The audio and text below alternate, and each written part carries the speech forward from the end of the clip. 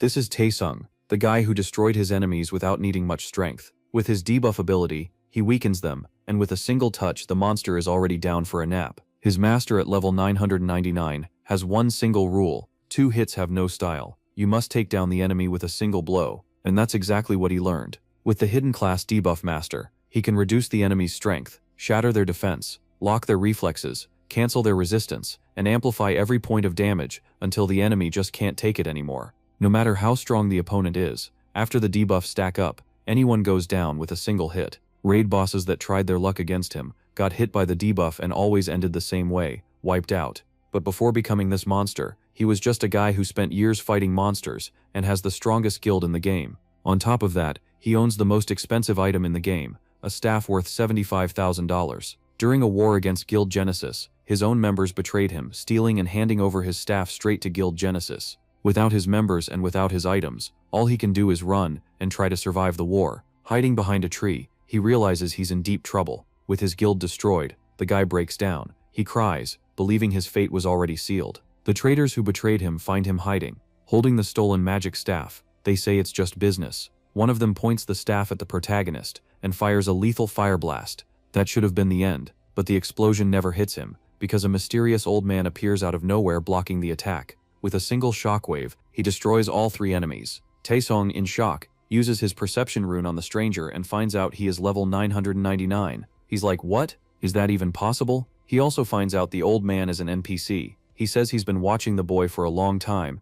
and that he admires his determination. A system prompt appears saying that if he wants to be trained by the old man, he has to bow down. He hits the floor without hesitation. He receives the temporary class Disciple of God, and they both get teleported to the top of Mount Kowloon by a crystal clear and peaceful lake without any warning. He kicks Taesung into the water. Underwater, the system warns that the purification has begun, and he feels an indescribable pain. He even thought about disconnecting, but then the memories of his miserable life came rushing back, the traitor smiling with his staff, so he swallows the tears and holds on. 1 hour later, the boy comes out of the water feeling invincible. The problem was when he looked at his status panel and found out his level had dropped from 220 to level 1. He panics. But the old man explains that his old attributes were rotten and were holding him back, so everything had to be reset. Now as a reward he will gain 20% more XP than any other player. Taesung is thrilled to hear that, but the moment he finds out he's going to have to go through all of that 100 more times, the guy freezes. Taesung spent 99 days getting beaten in the snow, being stabbed with needles, and going through torture after torture to complete the trial. On the last day, the old man gives a gift to the boy. He's no longer a disciple. His new secret class will be Debuff Master, and his new name will be Siegfried.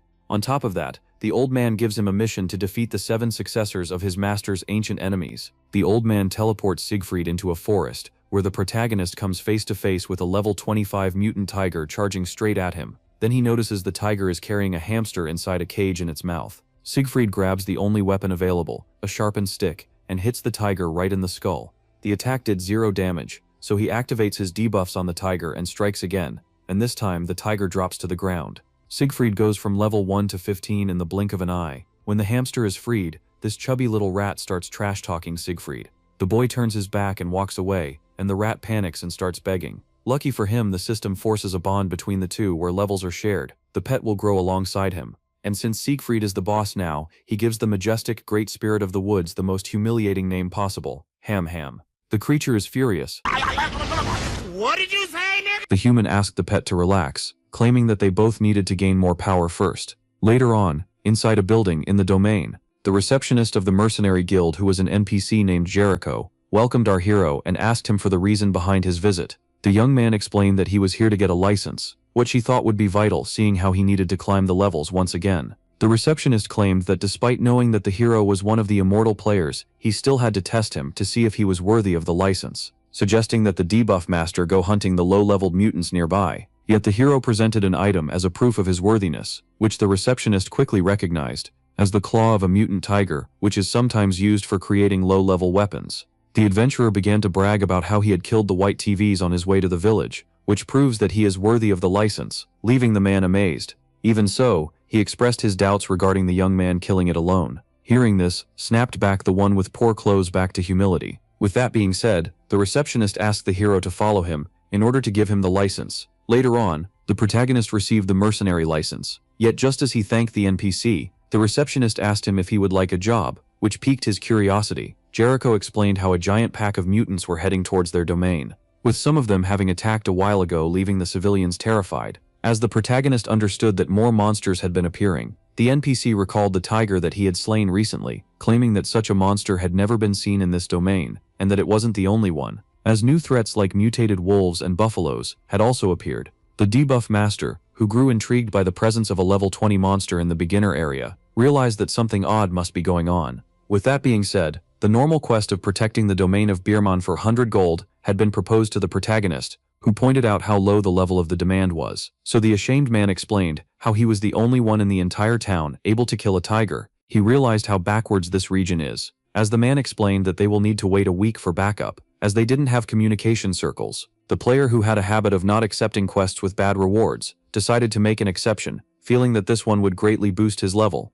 With that being said, and to the receptionist's excitement, the adventurer accepted to take on the quest. At the same time, in the domain nearby, inside Shuriyar Castle, where a carnage had occurred, the crawling man began to beg to be spared, to be chopped off by the weapon of a creature that ordered the humans, that he found stupid, to bow their heads. Even so, it claimed that as the one from a higher race, it shall become the new ruler. Shortly after, back at the Barman domain, the protagonist exited a shop, thanking the owner. He was quickly left irritated by the hamster, who pointed out how he now looked less like a homeless person, so he explained how he had to abandon his training outfit at some point. The warrior was also excited to put his new mace to the use, as the pet proposed to have a meal. This pissed off the hero, seeing how the hamster just had a magic stone for lunch. But the creature, who sustains itself by eating this item, explained how such low-quality stone couldn't satisfy its hunger, angering the hero, who paid a fortune for it. Yet just as tension began to rise between pet and owner, the protagonist was approached by 3 men, who recognized him as the one who had killed the mutant tiger. The third one immediately presented himself as Manbok Jang, someone who will be taking part in this quest as well, before presenting his friend Thompson and his other ally Ruji, who couldn't help but find the spirit adorable. Meeting them made him realize that those were the other players mentioned by the receptionist. With that being said, the protagonist decided to shake hands while introducing himself as well, but to his shock, he was suddenly appointed as the leader of the raid. The man affirmed that Siegfried should take the lead, seeing how he was the only one able of killing a tiger, making him surprised by their honesty towards weakness. So that being said, the 4 of them were now a party, as Thompson asked for instruction. So the leader explained how, based on the explanation of the receptionist, they should go for the butchery ranch, where a massive attack is occurring. At the said ranch, a great clash was occurring between beasts and warriors. Manbok Jang, who struggled against a wolf, asked Thompson to act quickly. With that being said, the foul beast had been struck with a spear, and while the old fat one began to wish that he was younger, his friend realized that something was coming towards them. Manbok Jang turned his gaze,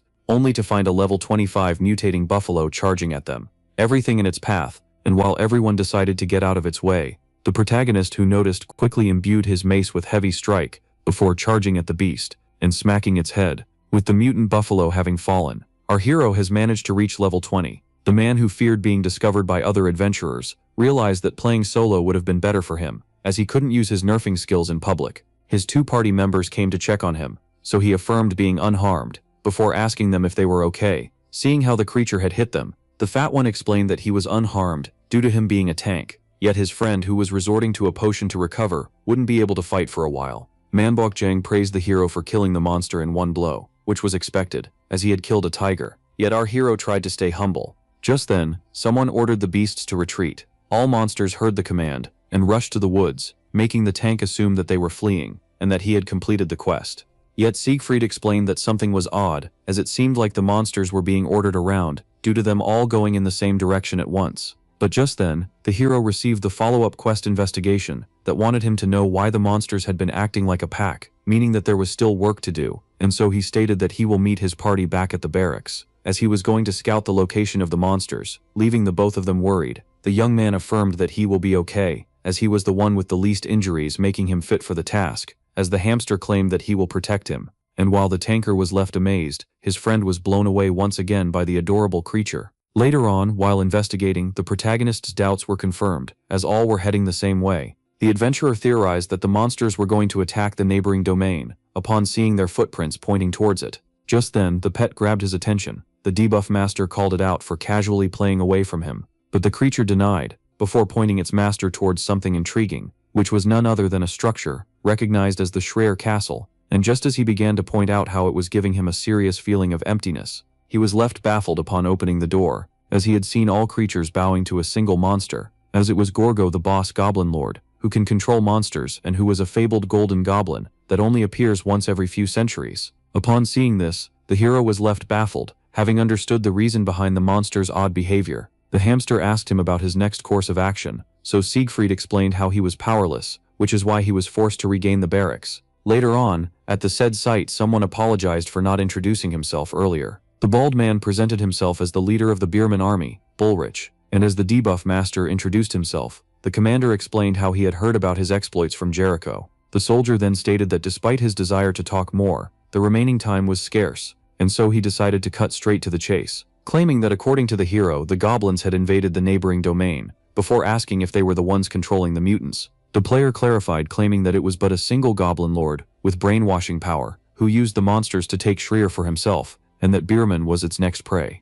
One of the soldiers claimed that if the hero had spoken the truth, they were practically doomed, as they were powerless in front of a goblin lord. The adventurer urged them to evacuate every living soul within the domain, which made the commander think. Just then, the tanker decided to interrupt, asking them about their ignorance regarding the defeat of their neighbor. Despite it being close, the bald one explained how the two backwater domains who lacked communication circles had never truly kept in touch. The young man explained how they couldn't also look into the matter, as they must have been busy fighting off the creatures, which was all part of the Goblin Lord's plan, as he had meant to cut off this domain from the outside by creating this scenario. The idea of their 300-year-old domain being destroyed by goblins filled the commanders with frustration, as they couldn't find the courage to inform their lord. But just then, the hero explained that there was a solution, making the bald one grow eager to hear it. So the protagonist explained that with enough time they could potentially get the opportunity to fight back. Siegfried stated that it will be necessary for him to rise through the levels. The plan was simple, as it consisted of the commander making a team of his quickest men,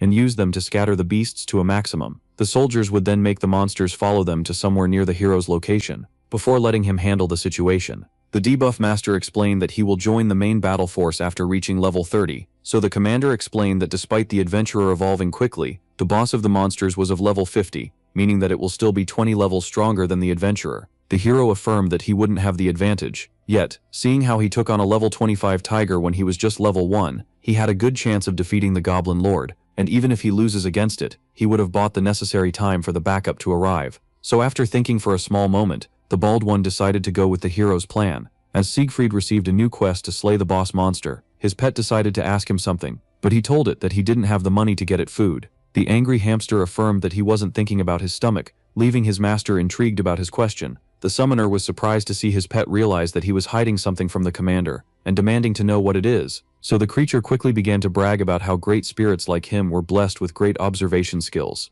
The adventurer explained that he will get a new power upon becoming level 30, a skill named Supreme Contempt, that should help against the Goblin Lord, despite not ensuring victory. The hamster asked the master for the reason behind him hiding his powers, so the hero explained how he wanted to keep them a secret, so explaining that players were nearby, and that they will quickly spread the news of his overpowered powers. But while the Great Spirit called him out for not thinking of it, in a simpler way, he affirmed that it was necessary, in order to avoid being betrayed. When just then the tanker asked him if he was down conversing with the bald one, so he apologized for making the plan around itself. As he apologized, yet they had no objections. Thus the swordsman explains how he will log off in order to rest, and calling out the hero for playing too long, so he explained how he will also go rest as well, with the two of them going offline. The hamster asked the protagonist if he was going tourist, which he confirms, before giving him the money to buy himself a treat. And this unusual kindness overjoyed the creature, since it quickly realized that its master claimed to have no money. Meanwhile, the one logging off affirmed that he'd been lying to him all along.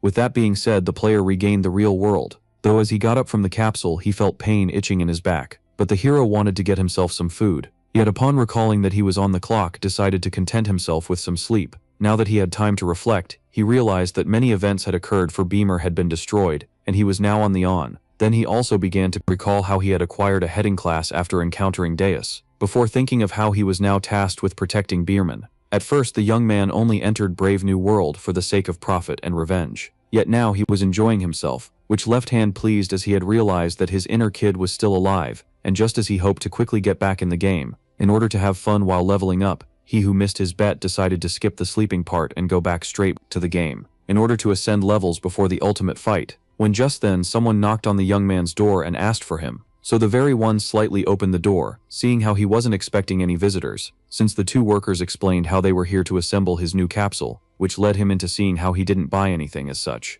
However, the worker explained that they had his name and address on the order, but just as he was about to argue, then the man claimed that he didn't know much, seeing how you are just following orders. Before handing the hero a piece of paper on it, he was being praised for unlocking code 007, making him realize that it had to do with his job of Debuff Master, since according to rumors hidden classes gets various benefits, which made our hero realize that Hive must have been the one gifting him this capsule. Thus this filled the young man with happiness, as he opened the door widely for the two of them, before inviting them in and offering refreshments, which was a change of attitude that surprised the workers. Meanwhile, the entire scenery was being watched by a man in a costume hidden in a corner. Then Mr. Lee was thanked by his boss for confirming that the capsule was now being installed in the young man's apartment, and when asked for the reason behind gifting a complete stranger a new VR capsule, the boss had a hard time explaining himself, so he claimed that he felt some kind of kinship towards the hero, as they both possessed a hidden job, and the player had seen his new set in commercials that starred the Guildmaster of Genesis, having recognized it as Ogre, a prestigious and expensive VR capsule player wouldn't even dare to think about purchasing.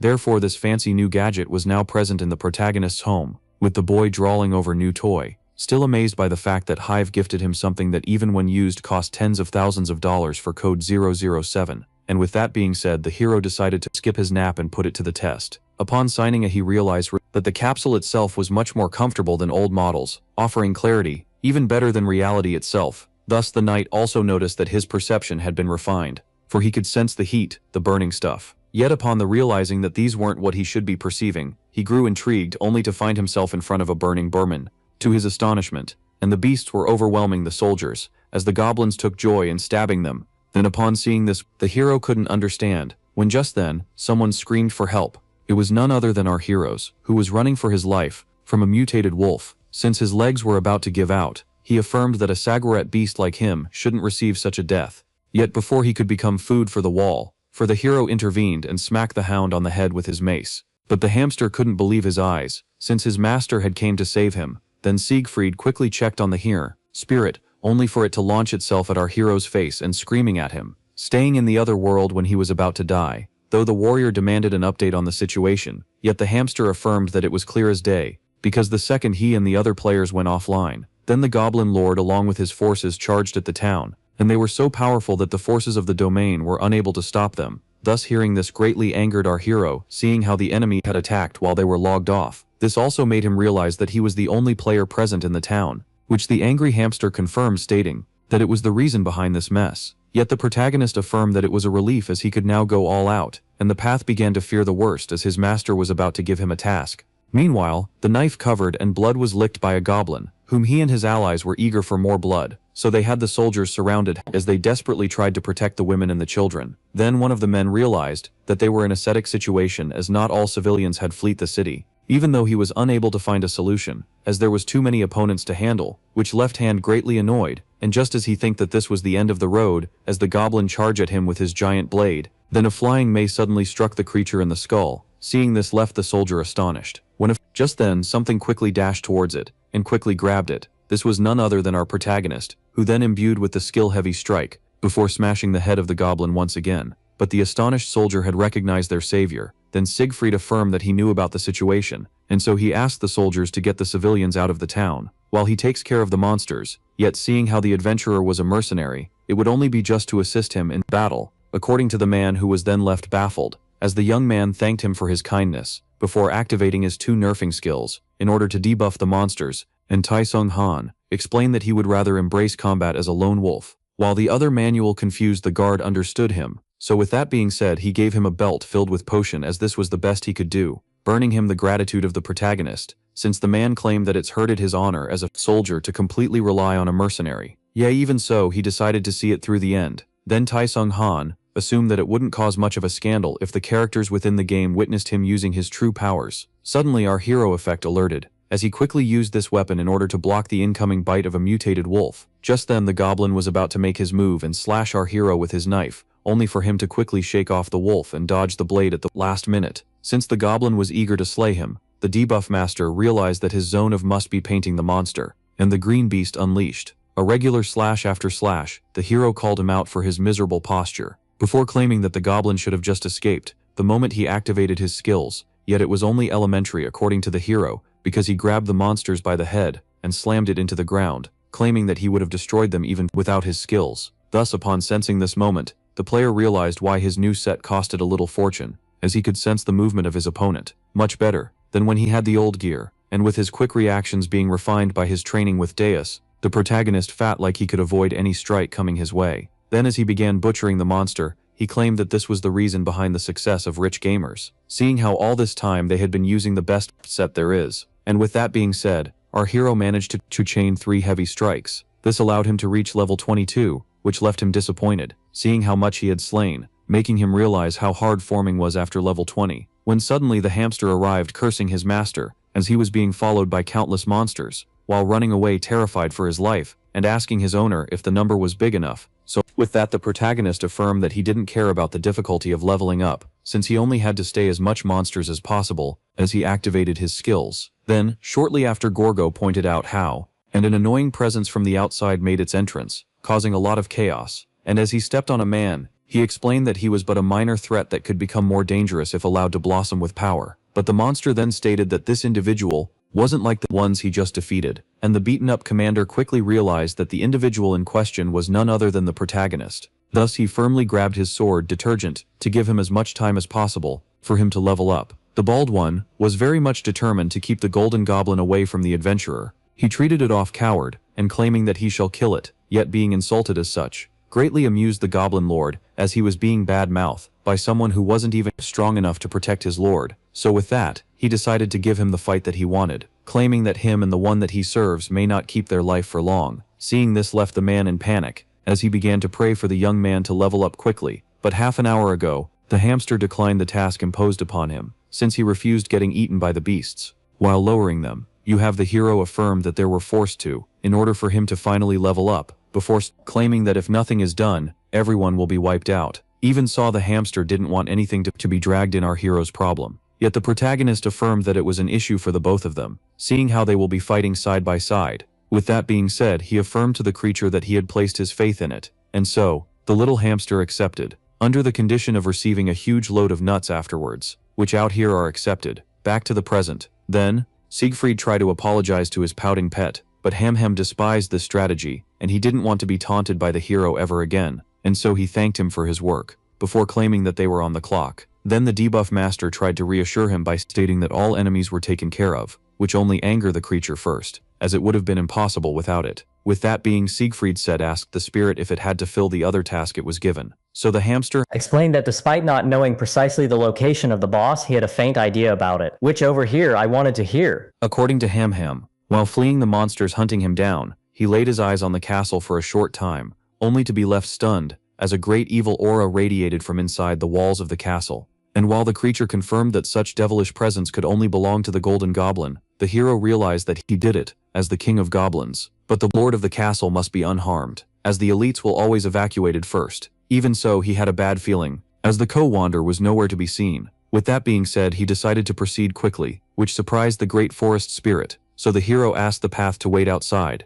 in order to stay safe. Yet upon seeing the head of the monster twitch, the hamster was filled with fear. Thus he decided to go with his master into the domain of the Goblin Lord. Later on, in front of the castle that was on fire, that amazed our hero by its size. Then Tae Sung Han realized that it would be hast to charge in with no plans. With that matter aside, he asked the hamster for the reason behind its presence with him, seeing how dangerous the castle was, but the terrified animal claimed that he was here to help our hero in this perilous situation, which he didn't quite understand. And with that being said, the spirit asked its owner about its strategy, seeing how he was about to face a Goblin Lord, who might be immune to his attacks. Yet to the creature's shock, its master, who found reason in its words, claimed that they didn't have time to make one, and that in some cases the only good option was to use your strength and dash forward. As he charged at the castle, just as Ham began to curse his master for his madness, he suddenly broke through the door and entered the castle. So Ham began to scream attempt for forcing the door open instead of entering like a civilized person. But the master asks him to keep quiet.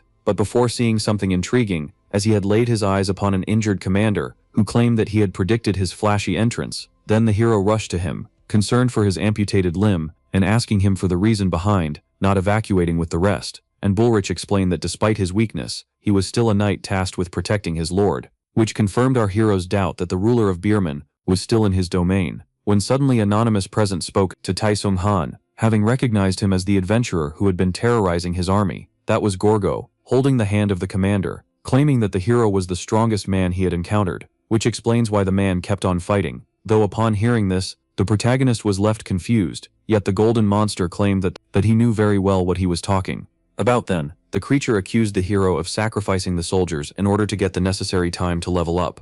And upon hearing him badmouth the death of the soldiers, the hero grew filled with rage, yet the World One asked him to not mind his words, as it was their duty to protect this domain. And so the protagonist asked him if the unconscious man behind the boss was the Lord of Byerman, which she quickly confirms. Then, as the protagonist asked the commander to have patience, the injured soldier urged the hero to not fall into temptation, and Gorgo then affirmed that the hero's sanity must have been crushed by his weighing conscience, seeing how he sheathed his weapon, so he tried to end him quickly, claiming that this was the reason behind the human's eternal losing streak. But just then the debuff master activated his speed restriction. That decreased the monster's overall speed, so just like that the monster found himself swinging his X into the air. Now the Goblin Lord began to wonder if he had fallen to the ticks of our hero, seeing how he had lost him, when just then the debuff master spoke to the monster, and ordered him to let go of the commander's arm, which greatly angered the Goblin King, who charged at our hero infuriated that he tried to order him around, while carrying the Lord, yet the swordsman was quick as he had successfully knocked up the monster with a swift kick. Then the monster realized that the power of the hero was at hand,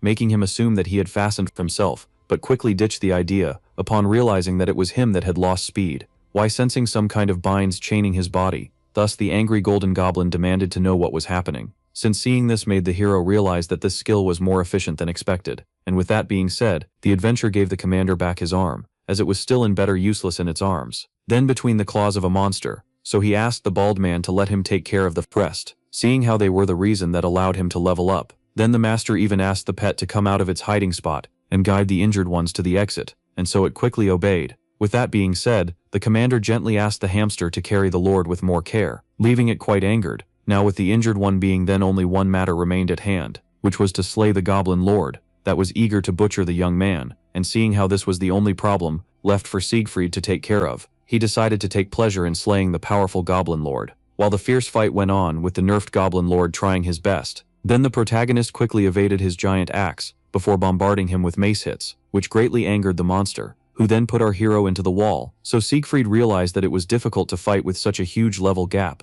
aside from the fact that the monster was now used to the slowliness. But the Golden Goblin then pointed out how the cockiness of the hero suddenly disappeared, before claiming that he was foolish to not take him seriously enough by thinking that such patty tricks could take him down. And just as the monster began to blabber about how he was going to slowly kill the hero and talk to him in the process, then the adventurer was forced to admit that his speed restriction wasn't all powerful, as it was by the support skill, yet Siegfried knew very well that he didn't have enough power to back up the skill with another, making him regret not using his ultimate move earlier. So just as he assumed that it would be for the best to deactivate speed restriction, he quickly shook off the idea in search of a better opportunity. As he charged at the goblin, assumed that the protagonist wanted a direct fight, yet they didn't shake off the idea that this might be another rules of his, and just like that monster boss and adventure clashed together, while enjoyed seeing the hero in pain, and so as he bombarded the hero with attacks, asked to have quick reflexes for without his tricks he would never defeat him. Then with that the golden goblin choked slammed Taesung Han, ultimately sending him flying into the wall,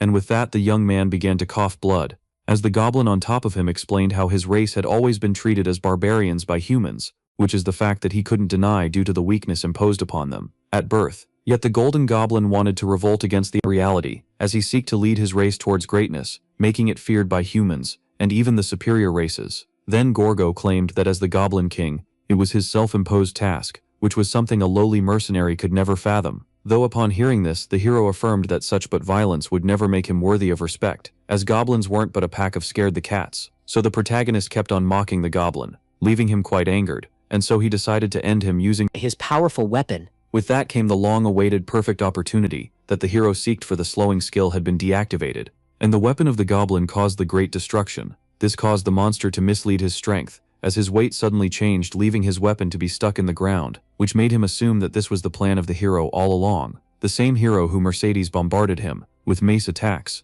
So the Goblin Lord was now at the mercy of the protagonist, yet just as he was about to deal the final blow, the Golden Lord suddenly whistled. Then the debuff master noticed something alerting, as the steed charged at him in order to protect its master, and with that Siegfried was knocked a few feet away, while Gogo explained how he didn't want to cause more damage to the castle. Before explaining how this was unexpected from the young human, who forced him to demonstrate so much effort, then Monster affirmed that they had reached the end of the line, as is true strength flight in brainwashing, that he will use in order to wield the greatest mutant he created, and with that, he ordered his steed to charge at the young man. So the mutated tiger was quick and its claws were powerful, as it immediately slammed our hero into the wall. Then Gorgo let out a mad laughter, claiming that the hero must be honored seeing how he will die in a castle. But to the Lord of the Goblins, shocked Siegfried affirmed that he will be the one meeting his end today, since Infinity called how the monster called him a lonely mercenary, who could never understand a greater purpose, which he affirmed to be wrong, and just like that supreme contempt had been resorted to.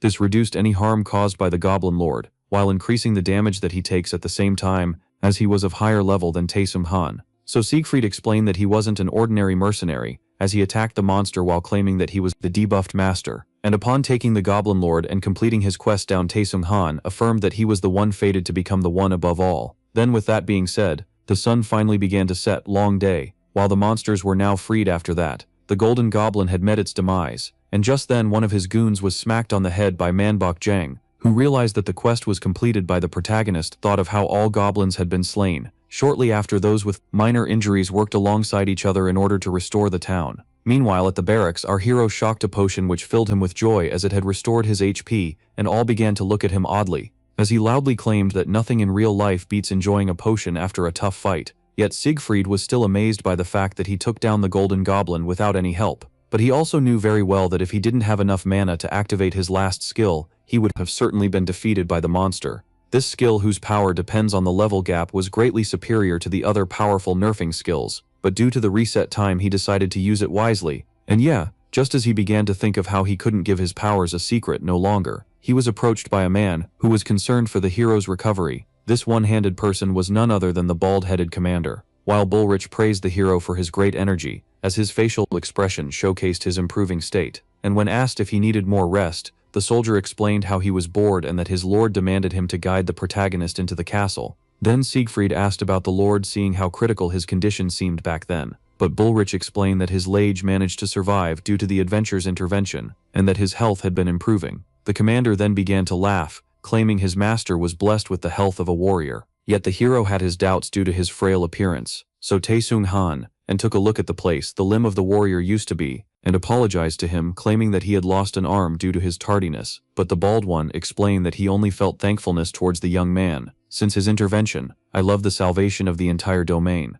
and that's his arm was meaningless, in front of the safety of his homeland. With that, the debuff master affirmed that the bald one was a true knight, leaving him embarrassed, and so he asked him to be quick, as everyone was waiting for his arrival. Then upon setting foot in the castle, they were welcomed by the trembling Baron Bergman, after recognizing the young man as the savior of his domain, and the protagonist was glad to see the old man recovering well. Introduced himself as Siegfried, a name that greatly impressed the lord, so the Baron decided to show his gratefulness by bowing to the savior, what affirmed that it wasn't necessary. Suddenly he was struck by a back pain that left hand to struggle on the ground as his guards rushed to help him. Yet seeing this made the hero recall the words of the commander regarding the great health of the Baron. Then the old one apologized, while stating that he didn't fully recover, before expressing his gratitude towards the hero once more, and Siegfried tried to stay humble, claiming that he was paid to assist the army, and that he wasn't worthy of such praise. But the Baron explained that the drive of our hero was meaningless, as he had saved Bierman by putting his own life on the line, claiming that he had saved their peaceful land from the grasp of the goblins. Then Taesung Han's eyes suddenly sparked upon hearing that the lord had a thank you gift for him,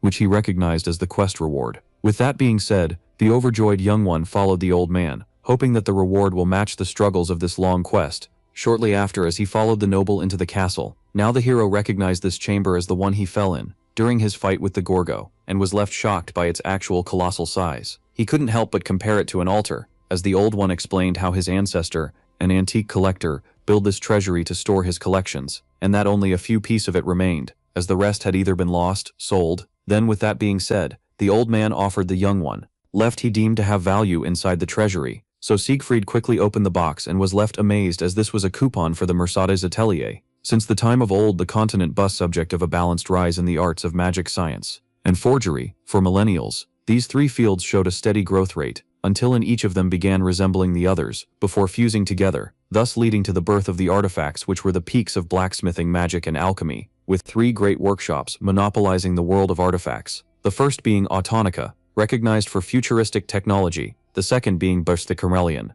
that was well known to create deadly weapons, yet the best among the three was the Mercedes Atelier. Each of these companies were a great year respected throughout the continent, as they became known as the three great workshops. Now the reward for slaying the Goblin Lord turned out to be a coupon to get access to the services of the best workshop in the continent. And upon seeing that this coupon could perfectly enhance any item 12 times, regardless of the levels, the hero was left amazed as it should cost more than 1,000 gold. Then the old man explained that 7th centuries ago, Mercedes, who had just opened, encountered money problems, and so they began to say coupons for 1,000 gold. Yet back then, this was a high price to invest in a newly formed small atelier. But one day, a particular individual helped the soon-to-be great workshop get rid of its money problems. This was none other than the ancestor of the Baron Count Graham, and despite not knowing if he bought the ticket to make a great investment or out of pity, he claimed that his action brought great profit. So the Lord then affirmed that the coupon had now found someone worthy of it. Yet Siegfried explained that this reward was too big, as it most cost a fortune, yet the old man affirmed that it was never his possession since it was destined to become the property of a descendant of the Count who would deserve it. Yet they said descendant never appeared, and upon seeing the old man lacking the world to describe the potential of his son, the hero realized how weak he must be. Then the old one decided to demand a favor from the protagonist, which piqued his curiosity. So he explained how back in the battle, he woke up for a short moment, while being dragged outside, allowing him to lay his gaze upon the burning and strong determination present in the eyes of the young man. But Siegfried became embarrassed as the noble began flattering him and claiming that he realized at that moment that he was destined for greatness and fame. Thus the Baron explained that the favor he wanted to ask him regarded aiding his spawn, while the noble explained to the hero that he wanted to make a great investment like the Count and that his good eye made up for his many quirks. And after thinking for some time, the hero finally accepted, as he promised to the son of the noble he acquired a new quest that consisted of meeting the son in the capital in order to repay the kindness of the father. Yet just then the protagonist felt scammed upon realizing that he would have gotten the coupon even if he declined this new quest. Then, after getting out of the castle, the hero began to wonder about the next step regarding the great coupon. For you're right, that selling it would bring him a great fortune, which would allow him to get rid of his dad as well as buy a new apartment for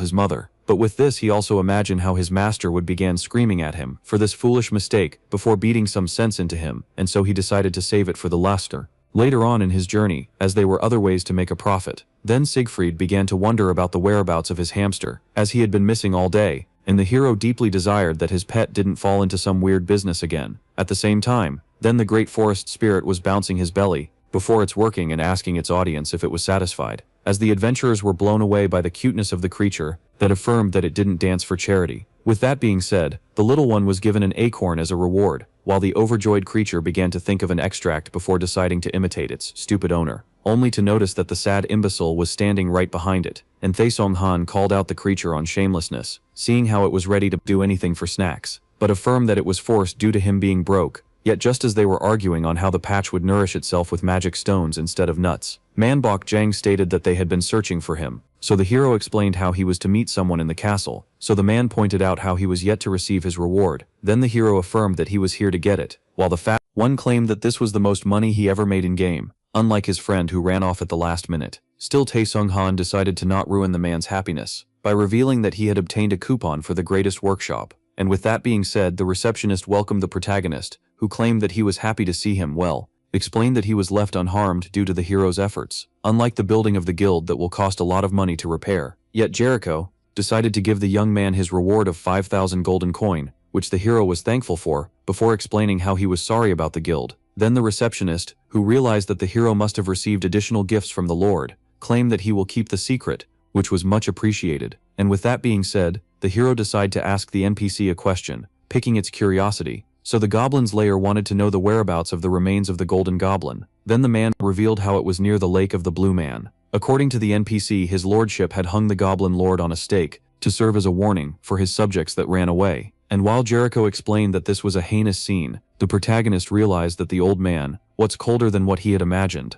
With the quest being settled, the young man decided to depart from this domain, before reflecting on how his short days here allowed him to rise through the levels, making him wonder if Dios brought him here on purpose. Yet regardless, the hero felt thankful towards his master, seeing how wonderful the beginning of his journey was. Then just then, a powerful presence arrived and screamed to her student, while asking if he was inside the building with a voice so high that it pierced the young men's ears, but annoyed by this loud voice who had almost made them deaf. Then Siegfried, who realized that this voice screaming for his student wasn't much alien began to assume that his master was waiting outside, so a crowd began to form itself outside, and everyone was impressed by the power of the NPC. The hero tried to get closer, then quickly noticed that the old man in front of him wasn't Dios, and the swordsman then claimed that he had finally found his disciple, while looking at the direction of our hero. So Siegfried asked the old man if he was talking about him, which she confirms. Then the hamster assumed that the intimidating swordsman was the master of the hero, who denied, while underlining the power of this one. And upon a resorting to Ruin of Insight, he was left stunned,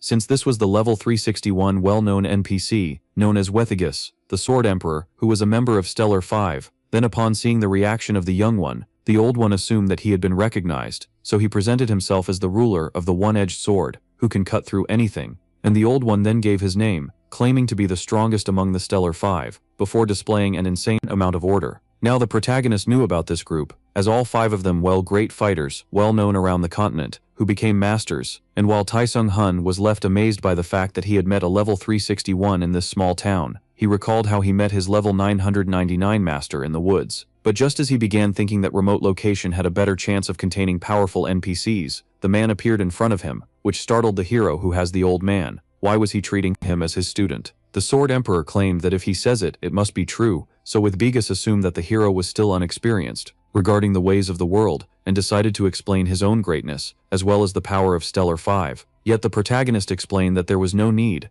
as he himself began to explain how the members of this group were all terribly powerful, which pissed off the old man, seeing how unfazed the young one seemed. Then Taesung Hun politely claimed that he already had a teacher, and upon hearing this, the Sword Emperor claimed that it wasn't important, as he could just ditch him in order to become his student, leaving the protagonist quite pissed off. So Siegfried claimed that the old one should show respect as his master was stronger than him, making him assume that he was from Sovereign 3, yet the hero affirmed that his teacher was even far more powerful than those 3 who surpassed the 5s, and the Sword Emperor had a hard time believing that there was of destruction. And after training tirelessly for many decades, the 120-year-old man finally became a master. Even so, the sensation of a void replaced the joy that should be inhabiting the man's heart, yet he didn't understand why he couldn't fulfill, seeing how he had realized his long life dream. Well, just then he noticed something nearby. As an experienced swordsman was educating his student on the ways of the sword. Then upon seeing this, the 120-year-old man finally realized that he needed a student. So Wethigus realized that he should teach someone his perfectly sharpened skills, so the best moment so that they wouldn't die with him, and so he began scattering the continent, while searching for one.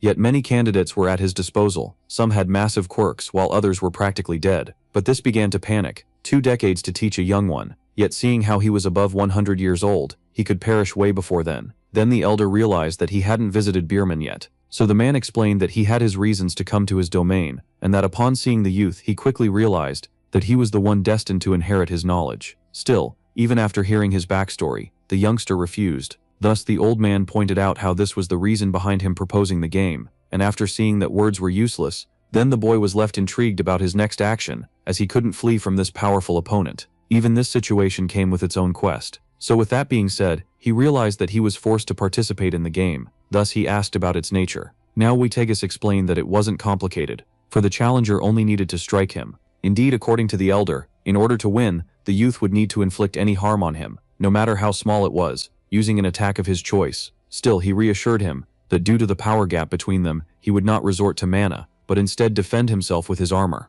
And the young warrior began to think of how opposed he was to this idea, as the man bragged about his own strength. Yet he then recalled how the swordsman claimed that he wouldn't be using any mana. Then, just as Wethigus asked the boy if he wanted to back down, the youth asked if he was aware of his name, but the Sword Emperor affirmed that names weren't important, as he could learn it later. So upon hearing this, the young one pulled out his mace, claiming that the man didn't want him for who he was, and that he just needed someone to inherit his will. And as he activated all of his skills, the hero explained that he would never become the student of such a man who considered disciples as something so plain. However, the old warrior affirmed that he only wanted to hear it if the challenger managed to defeat him. Now the determined Taesung Han seemed certain of his own victory. Then he dashed towards the man, affirming that he would win this game, because the swordsman assumed that due to the youth's inexperience, he would focus on nerving a specific part of the body that he wanted to strike. Still, the elder was certain that such tricks could not work on someone as powerful as himself, and seeing how he could easily predict the area that would have been debuffed, yet just as he was about to detect the weakened part, he realized something was odd,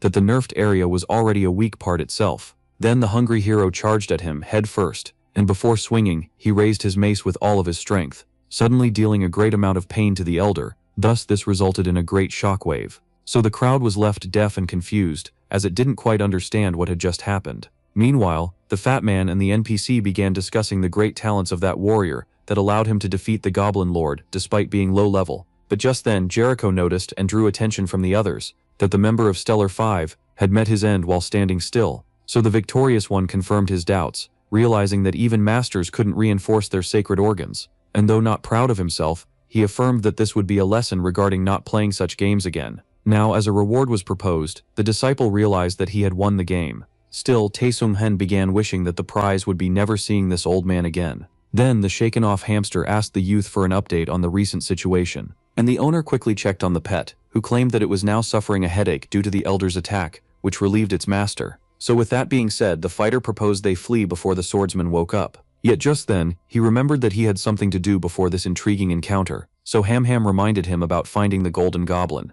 Thus, the seeker claimed that he wanted some of its blood before it got rotten, in order to fetch a good price. And with that being said, the two of them went on their way. 3 decades ago, a level 500 python once appeared in the ruins of Sohoka inside the kingdom of Mekellen, and this was also a place reputed among adventurers, who ranged from level 40 to 60. Nearby, even resided a most genetic build. There, many players were searching for new party members, while others were proposing paid services in order to help others level up. So one of them was a frustrated brown-headed girl looking for a new teammate. Then she was approached by someone who was interested in the offer, asking if she wanted a dealer, as he wanted to test out his new weapon. But to his shock, the lady claimed that they only needed a buffer, thus making him leave annoyed, as everyone was searching for someone with this particular job. And the level 48 elemental mage named Gosran was surprised to see that there was no priest or buffers among this giant crowd. Therefore, the lady quickly realized that everyone else was also searching for support-type players and had been at it for hours. But just as she was about to give up,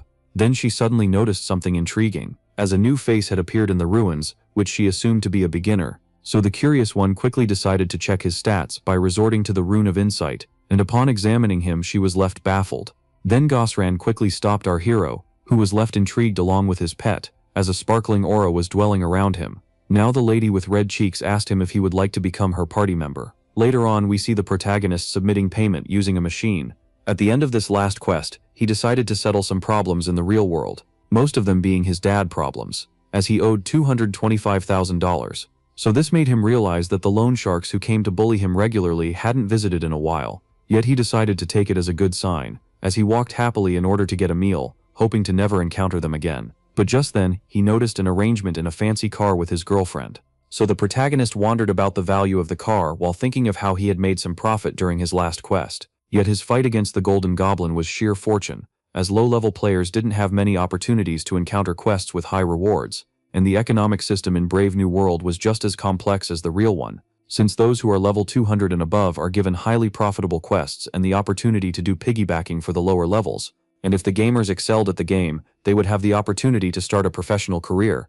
Moreover, talented players could even use their natural charm in order to start streaming, meaning that the hero would have a better chance at making anything once he ascended the levels. And despite not owning anything of value except the capsule, still Taesung-han dreamed of one day having an expensive car of his own, as well as a big penthouse. And the young man was also eager to find love in the arms of a beautiful lady. But just then he was knocked back to reality by his pet. So Siegfried asked Gosran to tell him what she just said, as he had been distracted. Then, after hearing that she was looking for a buffer for her party, the hero realized that she had used Rune of Insight on him and assumed that he was a support, thus leaving the young man embarrassed, having assumed that he was the subject of her interest, and just as he was about to decline, yet Hamming accepted in his place. Now the owner began to scream at the pet, yet the pet didn't want to hear any of it, claiming that his obvious master didn't realize that the girl had a thing for him. And while they argued, the girl looked intrigued upon assuming that the hamster was the hero's pet. So he had no choice but to agree with the hamster, as he had to reveal his skills at some point, so he asked if he could just cast needs from the back.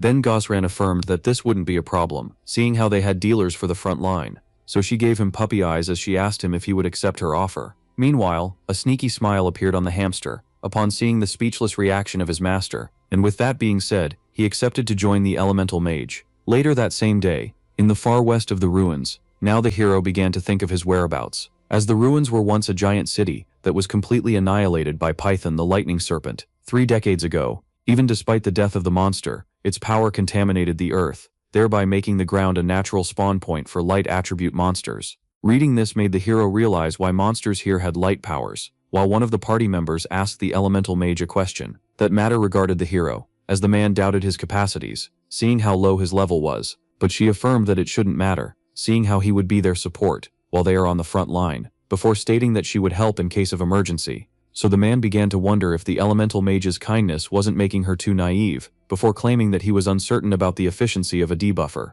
And Gosren explained that she couldn't find any of the regular support classes, before stating that they should work as hard as possible regardless. Suddenly the mage noticed something odd, so she quickly lowered the head of her companion in order for both of them to evade a powerful attack. Then Siegfried realized that they were now in front of the monsters infected by the python, upon laying his eyes upon them, as they were none other than laserlings, which were level 35 spirits with light powers who always attack in packs. With that being said, the party leader asked her teammates to brace themselves for combat, before stating that she and Itz would fight in the center, while the tanker parries the monster in the front. She then turned to the protagonist and asked him to cast spells from the back. With that being said, the spirit lizards began their attack. Now a fierce battle broke down between monster and human. Then the swordsman used his weapon in order to deliver a powerful slash, but the party member asked him not to rely on his tankiness and to avoid damage, yet the man affirmed that he was unharmed, before claiming that they didn't have anyone on the team that could heal their wounds or enhance their abilities. So the man claimed that debuffs were useless against these small monsters, making him irritated by the presence of the hero who would get a share of the rewards. Yet just as he began to claim that they should move on to a bigger target, many dots appeared on him. The man was just baffled as he noticed something coming his way. Still, it was too late to intervene as he had already been struck from all directions. And just like that, the man suffered great damage, ultimately leading to his fall. Then his party member couldn't believe her eyes, as they all found themselves surrounded by countless laserlings. Now the girl affirmed that the lizard pack was too big, and while Gosren urged them to retreat, it was useless as they had nowhere to go. So the elemental mage began to think that she should have been more worried, as the number of enemies suddenly increased, and so she decided to give her 3 returning scrolls to her 3 remaining teammates while she fights off the monsters alone. Yet to her shock, the support came to the front line, claiming that those tickets would be useless. Then Gosren was left shocked upon seeing that the hero had seen through her plan, as he called her out for not using such an expensive item on herself alone. The protagonist affirmed that he uncovered the elemental mage, as such sacrifice would be expected from such a kind person, and he then claimed that people would try to abuse her kindness one day, before asking her to use the scroll for her own sake, leaving her concerned about him. But Taesung Han affirmed that there was no need to escape, seeing how it wasn't dangerous at all. Just then, all were left shocked. A zone of mortality and zone of frailty had been activated, engulfing the entire battlefield. So the protagonist then affirmed that with his skills now in action, they could freely wipe out the pack of laserlings. And just like that, the party of 4 began once again to fight back. Then adrenaline filled the veins of one of the adventurers, who quickly charged at the enemy, and began eliminating the lizards one slash at a time. He was delighted by how fragile his opponents had become. With that being said, the hero warned that despite the efficiency of his skills, the lizards still have the same stats, meaning that they should be wary in order to avoid death. Now Siegfried was blown away by how little challenging the situation was, seeing how he was gaining EXP just by casting nothing spells, making him assume that he should become a specialized debuffer. Well, just then, someone warned him of an incoming attack, and the elemental mage came at the last moment in order to shield our hero, before quickly checking up on him, as he expressed his gratitude toward her for this quick save. Then upon recalling her quick moves to save the other party member, the hero realized that she had excellent reflexes worthy of archer and rogue-type jobs. This also made him realize that she is wasting her potential by gaming as an elemental mage. And a little while later, a level up occurred. So all were left amazed, seeing how everyone had at least ascended a single level, to the point where others might assume that they were hacking. Then someone asked the adventurers if they enjoyed the city experience. Now Siegfried explained how joyful it was to see them happy with his skills, that they had been doubting a little while earlier. Yet the one who was uncertain of his efficiency claimed that he had faith in him from the start, while the girl explained that he was much more useful than other supports. So Taesung Han realized why debuffers always abused their positions, seeing how the man was trying to defend him in order to make his boots. Then the lady explained that she had never encountered a class specialized in nerfing, ultimately startling our hero upon asking if this was a hidden class, so he decided to lie, claiming that if it was a hidden class he would have enrolled in a major league and let them farm his EXP. Yet when asked about the rank of his class, he claimed that it was a unique one that is only good for debuffs. This made the man assume that it must be a new feature added by the developers. Despite classes being categorized in 4 ranks, one would stay hidden on the change of the secondary one. Thus Taesung Han decided to always keep an eye open, thinking that it was a mistake to reveal his powers in order to protect the secret of his class. But just then he was approached by the elemental mage, who quickly offered him all the rewards they got, which were low-grade crystallized lights that are the remains of the python's power, and he tried to argue that this reward was too big, so she explained how they always give the treasures to the support, before thanking him for making the run easy. With that being said, he decided to accept, when suddenly the elemental mage grabbed him by the hand. Then she asked him with an innocent expression if he would stay a member of their party a little longer, and so he claimed that he would stay with them, as it would be a bother to find new teammates for each raid. This left the rest of the party overjoyed, as the talented debuffer was now a part of their party. Now Siegfried expressed how happy he was to have a normal gaming life, while the hamster called him out for only accepting for the sake of the girl. 7 days had passed since our hero joined the party, who just finished its business in front of the Intervention Hotel of Sohoka, even despite not encountering any major quests like the affair of the Golden Goblin. Still, the protagonist had his small victories, like adding new support skills to his arsenal. Then the pet asked the master if he was going to do the same ritual before logging off, so he confirmed, claiming that he must use his skill to the fullest. And the first step was to gather the crystals he had acquired on his last mission, before resorting to his new skill, Absorb Attributes, which allowed him to ingest the stones and gain 0.36 light attribute resistance, as well as 0.36 light energy. So Absorb Attributes, which was unlocked at level 35, allowed our hero to absorb attributes to increase his defense against them, create the skill after consuming enough. This skill also allowed the user to define his other powers using the attribute energy. Even so, the hero didn't know how much energy he needed, meaning that he didn't know when he would be able to upgrade his powers. And Siegfried also planned to quit the party, as he would unlock Flying Spur upon reaching level 45, thus he would announce to the others that he would leave the next day upon reaching the desired level. But just then, he remembered the tender tone that the elemental mage used in order to ask him to remain by her side. This made him blush, and so he decided to make up his mind the next day. Now a new day had dawned on BNW. Then Taesung Han opened the door and apologized for being late. But just then he quickly noticed that many adventurers were present, so he asked the pet if anything had happened while he was offline, but the hamster was just as clueless. Just then, one of the adventurers recognized our hero as the debuff master. With that, all rushed at him, with each player begging him to party up with them. So just like that, the hero found himself drowning in a pool of annoying offers, when suddenly, a savior grabbed his hand, which was none other than the elemental mage, who used her wind powers in order to make her way through the crowd. And as she pulled out 2 return scrolls, the hero was left confused. Just like that, the debuff master and the elemental mage were teleported away, thus allowing them to set foot in another location. Then Gazran explained that teleportation always made her feel unwell. While the protagonist recognized this place as the location of their first trade together, the elemental mage explained how glad she felt to have set this point for the return scroll she didn't expect to use in order to return to this location. Now Siegfried demanded an explanation for this odd situation, so the girl decided to show him something, which was a video of him using his nerfing powers. Then she explained that this footage had been seen by all gamers in Brave New World, and just as she was about to reveal the name of the recorder, so the protagonist quickly realized that it was Itz who was the only member of the party that wasn't featured in the footage. Then Gazran explained how the man had left the party, and must have leaked the footage online once he assumed himself far enough to be safe from them. And the lady affirmed that she had no idea about his betrayal, so the man explained how he was acquainted with this type who appeared sweet at first, only to betray later,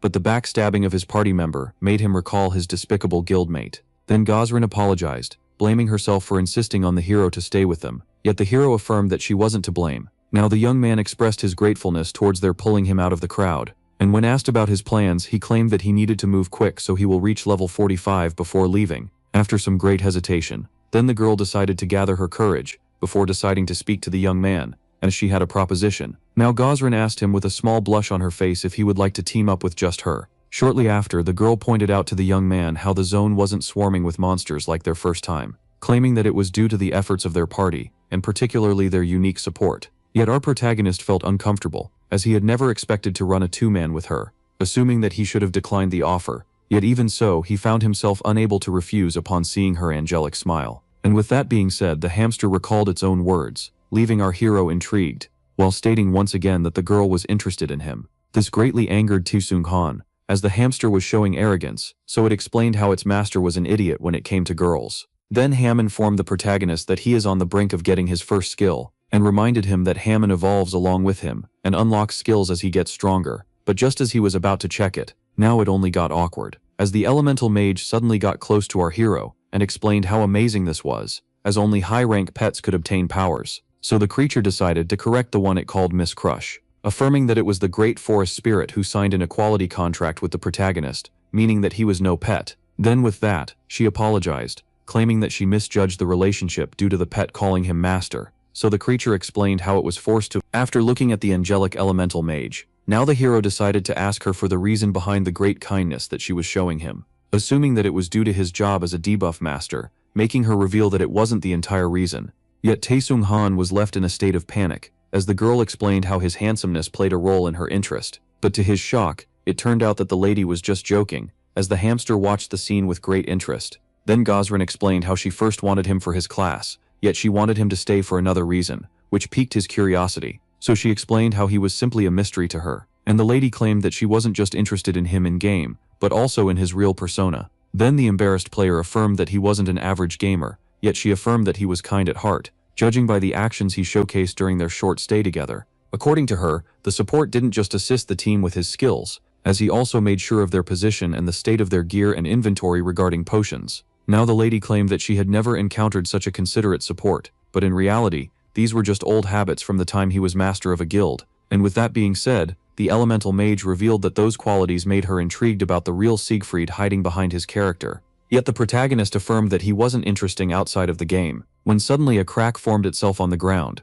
and the three of them found themselves suddenly falling into it. Both of them couldn't understand what was happening, as they were buried alive out of the blue. Then the system informed the protagonist that he was now unconscious, and that he would wake up after 5 seconds. Shortly after, the hero opened his eyes, startled. Now Taesung Han, who realized that he had lost consciousness, began to wonder the reason behind the ground opening as such, when suddenly someone came in to check on him, which was none other than his party member, and his spirit animal. And the protagonist quickly noticed that the elemental mage had an injured shoulder, yet she tried to downplay it. So Ham explained how she wounded herself while trying to protect him from the falling rubble. Then the girl was apologized to for being placed in such a dire situation, yet she affirmed that she was okay, and that she will heal soon due to a potion she consumed. Now the lady asked the protagonist if something odd also came to his attention, and with the players entering the research center of the Osric cult beneath the ruins, Taesung Han revealed that he was unfamiliar with this cult, but Gosrin affirmed that she was just as clueless, before pointing out that this place was sketchy nonetheless. Then she theorized that the sudden rise of monster numbers in the area originated from this place, seeing how it was filled with the bodies of many dead laserlings, and seeing how such a dungeon shouldn't exist in this region. Now the both of them realized that they had stumbled upon a hidden dungeon, which concealed dungeons with particular quests as well as particular bosses like the Golden Goblin from before. Then the girl was quickly weirded out upon seeing the protagonist's eyes suddenly sparkle as he began to imagine the grand rewards awaiting them. And as Gosrin expressed her doubt regarding the both of them clearing this supposedly difficult particular dungeon alone, Siegfried noticed someone approaching. Now an injured man entered the room, before suddenly collapsing on the ground. Then both of them looked at each other and understood what they should do. Later on, the injured one received a health potion, and expressed his gratitude towards his saviors, who asked him about the reason behind his injuries. So the man explained how he was part of the secret organization known as Guardians, and that he and his teammates were sent due to intel regarding an Osric hideout, yet he was forced to retreat. Seeing how the members of the cult they stumbled upon here were far more stronger than expected, and so he began begging the adventurers to stop the cult members in his place. Now upon realizing that this was a hidden quest, the protagonist asked for instruction. Then the guard explained how they should destroy the 5 orbs in the research facility in order to prevent the resurrection of a great disaster, when suddenly the enemy of the guard spotted him and rushed to end his life. And having recognized them as the member of the cult, the hero affirmed that he will deal with them, while his partner protects the injured man. But the lady affirmed that he would surely die if he only used debuff skills. So the young man explained how he was in her debt for saving him along with his pet. Then he asked her to promise not to record the upcoming events that will occur in this dungeon. Just then, the attackers came really close to the protagonist, and so he gathered his strength, before one-shotting each and every one of them. Then Siegfried affirmed that if the girl doesn't record his actions, he will surely conquer the dungeon. Now the henchman had been slapped into the wall, and you could quickly recognize the man as an adventurer from his outfit. Yet the protagonist affirmed that he only wanted to know the location of the lab, claiming that he won't kill the believer if he reveals to him what he wants to know, only for him to affirm that those of his cult are not afraid of death. Then the man claimed that the protagonist would suffer a great punishment for trying to steal from their lab. Now Siegfried affirmed that he was done being nice, yet in a scaredy tone, the man affirmed that he wasn't afraid of torture. But the protagonist explained that he only wanted to exercise a little, claiming that he grew sore from an entire week without fighting. Then Taesung Han took a menacing tone, stating that he was eager to see if the man would stay loyal to the cult, as he was dying to bash in some skulls. And with that being said, the goon gave precise direction towards the laboratory, earning him a hit in the head for being a coward. Just like that, the location of the lab had been acquired. Then from the interested look on the lady's face, he realized that she was curious about him concealing his true strength, and so he asked her to wait after this quest, in order for him to reveal everything to her. Now Gosran accepted to show some patience, and as they walked away, then the member of the Guardians looked at them in an odd way. At the same time, inside a destroyed lab, where the members of the cult were lying down, now the men were cleaning up the sensor laboratory that was beneath the ruins.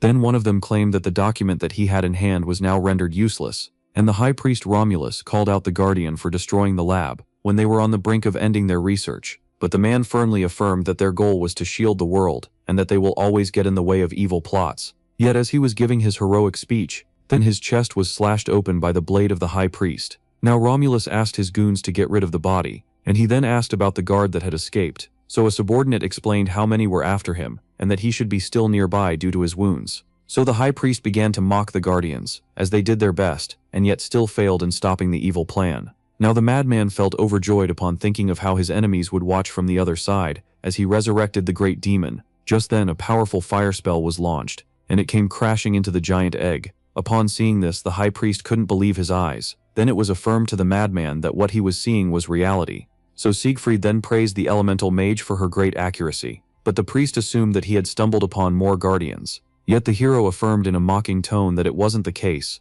while Romulus realized that all his henchmen outside had been defeated. With that being said, the High Priest ordered the scientists to immediately begin the ritual of resurrection, and so the switch was pulled. Then the ritual began. Massive amounts of energies were delivered. Now the quest was to destroy all 5 orbs in under 5 minutes, in order to prevent the resurrection of the great monster. So Siegfried claimed that he will handle the henchmen, while asking his partner to eliminate the orbs. But this left Gosran worried about him, and he affirmed that he will be fine, as there weren't many enemies. Now the protagonist then began to think to himself of how the High Priest might pose a bit of a challenge, and so he charged up ahead, urging the girl to complete the quest. Then Romulus ordered his followers to kill the hero at once, and so the both of them closed the distance in the blink of an eye, ready to take our protagonist down. With that being said, the debuff master blocked the halberd of the first, and he dodged the sword of the second. Then the protagonist slammed his elbow into the face of the first henchman, before directing his mace towards the second, and blowing him away with a single hit. Suddenly he noticed goon number 1 behind him, ready to slash his back, and so he quickly turned around and used his mace in order to block the weapon. But just then green magic had been activated out of nowhere, which left our hero startled. After the spell connected, resulting in a great explosion, just like that the man had been slain, thus making the debuff master call out his boss for casting a wide-range skill when his own worker was in the danger zone, which Romulus found ironic, seeing how the protagonist just used a human as a meat shield. With that being said, the High Priest had no choice but to admit that Siegfried was a skillful and powerful fighter that even he couldn't take on his own. Now this made the protagonist think the man planned on giving up, seeing how all of his allies had been taken down. Yet just then, the man cracked a smile, and affirmed that he still had some allies, as a green specter made its way into our hero's neck, so he immediately tried to strike it down. Now Siegfried realized that those entities were wraiths, and Romulus affirmed that he wasn't just a high priest but also a dark priest as well, one that finds strength in the souls of the dead, meaning that as long as he was near a corpse, he would be invincible. With that being said, then the level 55 necromancer, who can control the dead, became eager to add the soul of this protagonist to his unholy army. Now the souls began to attack the protagonist, who tried to run away, when suddenly he turned around, and attacked them with his mace, yet to no result. Just like that, the spirits of the dead passed through the protagonist. Then Taesung Han could feel his health decreasing each time he was attacked by one of the ghosts, meaning that they were a summoning type nothing skill. This also made him realize that if nothing is done, he was bound to be defeated, as these creatures were immune to physical attacks, and he also had to act quickly, seeing how they are on the clock. But this made Siegfried realize that the High Priest might be trying to distract him until the timer reaches 0. Now the summoner began to laugh as he affirmed the attacks of the hero had no effects on his wraiths. With that being said, the hero dashed forward, and used his skill Heavy Strike, claiming that he only had to attack their master, and just like that, Romulus was sent flying into the wall. Then Taesung Han mockingly praised him for parrying his blow, as his mace destroyed the sword and reached the face. With that, the enraged High Priest launched his spirits all at once, now targeting our hero with all his might in order to finally take him down. Yet just as the cultist affirmed that the efforts of the protagonist were futile, as the rebirth of the Great Calamity was inevitable, then the debuff master leveled up once again, allowing him to obtain the skill Flying Spur, which allows him to direct his thrown weapon towards the desired opponent. And just like that, a blue-like arrow rose from beneath the spirits. So the summoner was left baffled, as the protagonist claimed that he shall be delivering the godly punishment that he deserves. With that, the weapon had been brought down, now upon Romulus, then making him cough blood and inflicting upon him a great deal of the damage. And this new skill was so powerful that it resulted in an explosion as it slammed the villain, with the high priest now out of commission. Then the mace covered in blood began to float away, as its wielder expressed how surprised he was by how easy it was to control it. This made him regret not using the skill earlier on, and with that being settled, only one problem remained to be solved, which was destroying the orbs. Then shortly after, a fiery attack hit its target. Now with this orb out of commission, the elemental mage had taken down a total of 3, but as she began to pray that her shoulder would last until the end of the quest, she was suddenly spotted by cultists, who in order to stop the elemental mage, immediately grabbed her by the injured shoulder, and this left the girl in a tough spot, as less than 90 seconds remained. Just then, the flying mace came in at high speed, immediately destroying the 4th orb, to the henchman's horror. So Siegfried then immediately took care of the 2 of them, with a single blow each. Then Gozren was happy to see Taesung Han, who claimed that she was struggling due to her wounded shoulder, and so she apologized for weighing him down. Yet the hero affirmed that she didn't need to feel guilt, before claiming that she was the only one able to complete the quest, which shocked her,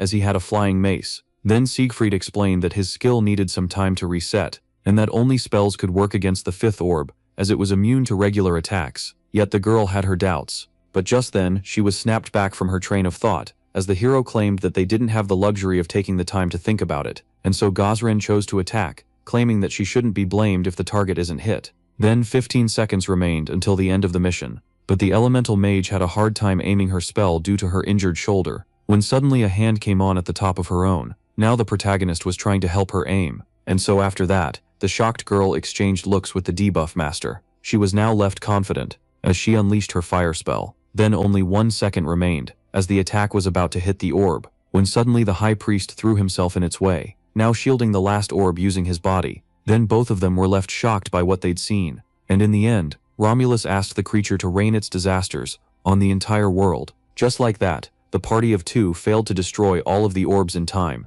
meaning that its arrival was now near and inevitable. With that being said, the egg began to crack as great light energy came out of it. Seeing this made the hero regret not making sure of the high priest's death earlier. But just then, the young one noticed that they were now in front of a giant white serpent, and with that, the party of 2 were inflicted with the hidden quest that consisted of taking down the reincarnated python, the lightning serpent. The monster was enormous and filled with light energy. Its presence and roar were enough to overwhelm the humans. Now Siegfried just realized how crazy the cultists really were, seeing how they had reincarnated the disaster's lightning serpent. But just then, he noticed that it isn't as big as expected. For the python is rumored to be as big as a mountain, according to the old myths. Only this one, despite having a colossal size, was much smaller than that.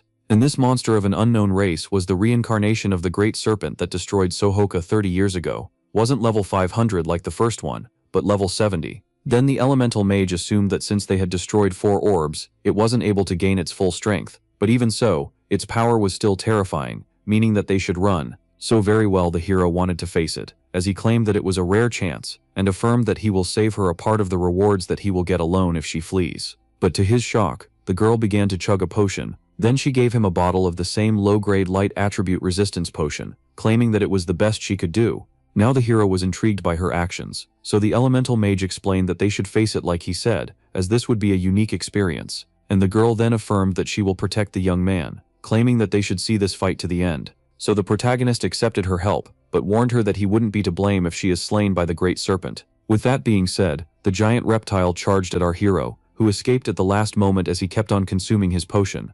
Then the young man turned around, and as his resistance to light power had been increased, he warned his partner to keep an eye open for the giant, quick monster. With that being said, the giant monster redirected itself, before trying to attack the protagonist once again, only for him to escape. Then he jumped from the top of a pillar in order to gain the high ground. So the debuff master decided to see how powerful the monster truly is, by placing it in the zone of mortality that decreases its overall defense. And Siegfried then imbued his mace with the heavy strike skill, before proceeding to deal 3 successive blows to the giant reptile. But the monster was quick to counterattack, as it swung its giant tail and almost hit our hero, who escaped by jumping into the air at the last second. Yet while in the air, he was left startled, for according to the system, the great calamity was about to unleash its chargeable breath with him being right in front of it. so the elemental mage had no choice but to intervene, as she struck the monster's jaw with a fire spell just as it unleashed its chargeable breath, which caused the giant reptile to miss-aim and miss our hero by a hair. Just like that, the protagonist was spared annihilation by the powerful attack of the white serpent. Then, as he fell to the ground, his partner quickly came to check on him, and Tae-sung-han explained that he had escaped the skill but simply hit his head while falling,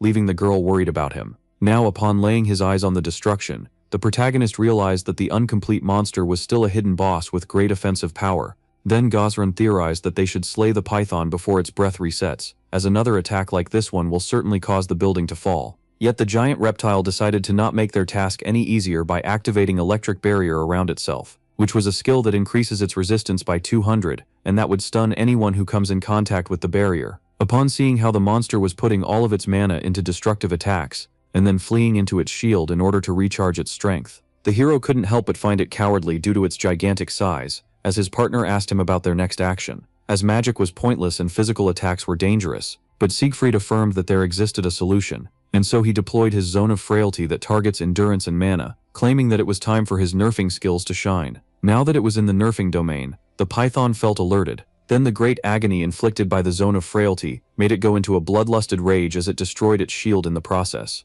Yet the debuff master knew that despite the monster having reinforced its defense, it would still feel pain due to the fixed damage of his skill, and Siegfried noticed that due to the forced cancellation of electric barrier, the monster didn't restore enough magic power, and with its health bar being almost empty, so the protagonist realized that victory was at hand as he charged ahead. To his partner's shock, now the bloodlusted beast resorted to its light powers, in order to rain lightning upon the battlefield. Yet Siegfried managed to evade all of the ground-shattering attacks, before launching himself into the air, and slamming the monster as hard as he could using his mace. Then Tae-sung-han noticed that the monster was trying to take him from behind with a quick tail sneak attack, leaving him no choice but to resort to his speed regulation that slows down every aspect of the monster's stats. With the python now being binded, the hero firmly affirmed that he won't be falling for the same trick twice. Then Supreme Contempt was activated, allowing our hero to deal even more damage to those of a higher level. And with that being said, the final blow was quickly delivered, thus allowing the protagonist to slay the reincarnation of the Great Calamity with his own two hands, and completing the main quest. Since the python had been slain, the young warrior completed the quest to stop the Ozrak cult's evil plan, earning him level 46 as well as some rewards,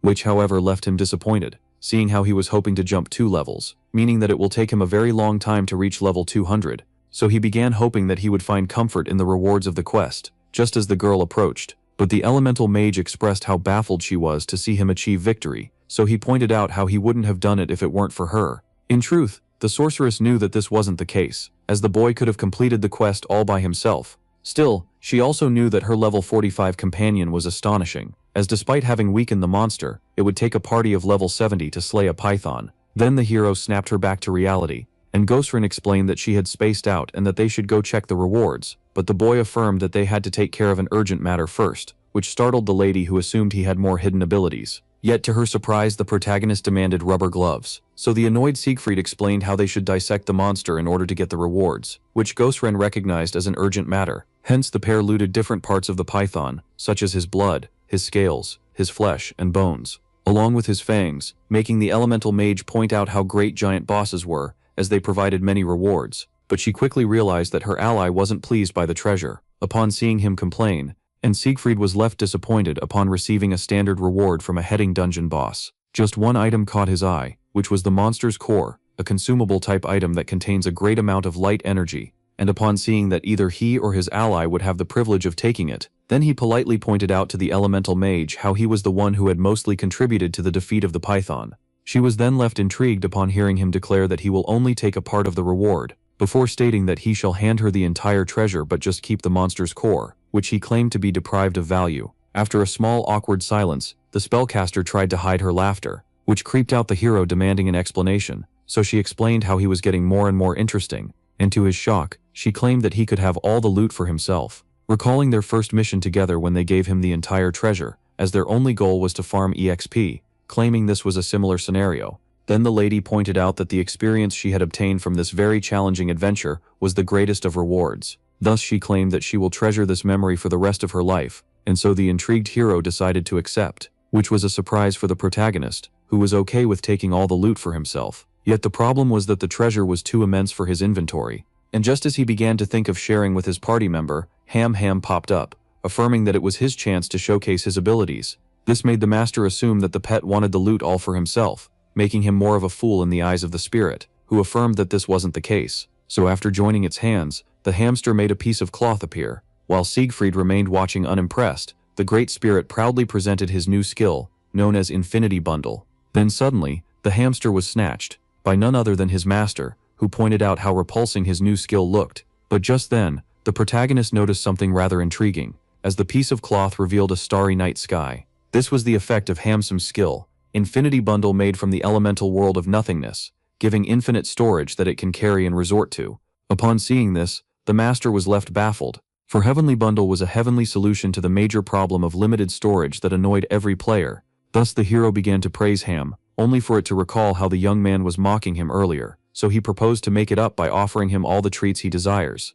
And then a serious presence approached the party of two, pointing out how surprised he was by their achievement, leaving both Debuff Master and Elemental Mage startled. And so Siegfried, who couldn't detect the one in front of him, immediately pulled out his weapon and demanded him to introduce himself. But the man began to approach them, pointing out that he was not here to cause any harm. Yet upon seeing his face, the hero was left shocked, though he quickly calmed himself, upon realizing this was the wounded guard they had rescued earlier on. Then the guard bursted out in laughter, upon realizing that his great entrance was ruined by forgetting to revert to his original form. With that, the man pointed out that he was pleased to meet the Debuff Master. However, he soon corrected himself, and called the protagonist by his real-life name. So the hero charged at the stranger, and asked him once again about his identity. So he introduced himself as Wu Jingchon, which should be revealed by the system. Yet the protagonist grew more and more angry, as this wasn't what he was asking for, making Wu Jingchon point out how he was acting hastily. Then the shapeshifter decided to remind the boy of the only reason behind the system not unveiling his name to him, as he unleashed a powerful aura that pushed the Debuff Master back. Just then he remembered that players like the shapeshifter could hide their identity from anyone who was of a lower level.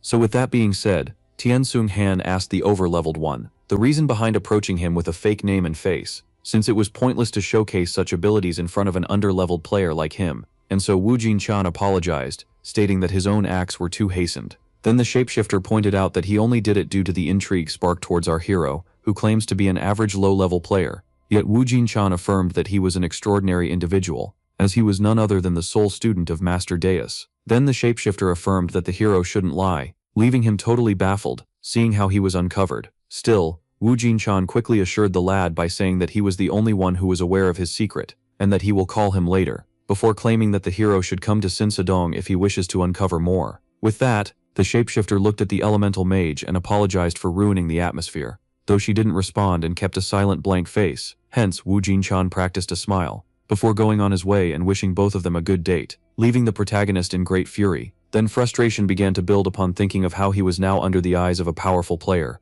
and frustration soon became anxiety, as the Debuff Master couldn't fully trust the man's word, implying that he was the only one aware of his secret. Thus this opened up the possibility of him being under the eyes of Genesis, and just as he was about to completely succumb to panic, thinking that his demise was near, he was suddenly slapped by his party member, leaving him utterly intrigued by the elemental mage, who pointed out that she had no idea about his situation. So Ghostran then affirmed that she didn't pay any mind to the shapeshifter's words, and that she hadn't filmed him or taken pictures of him.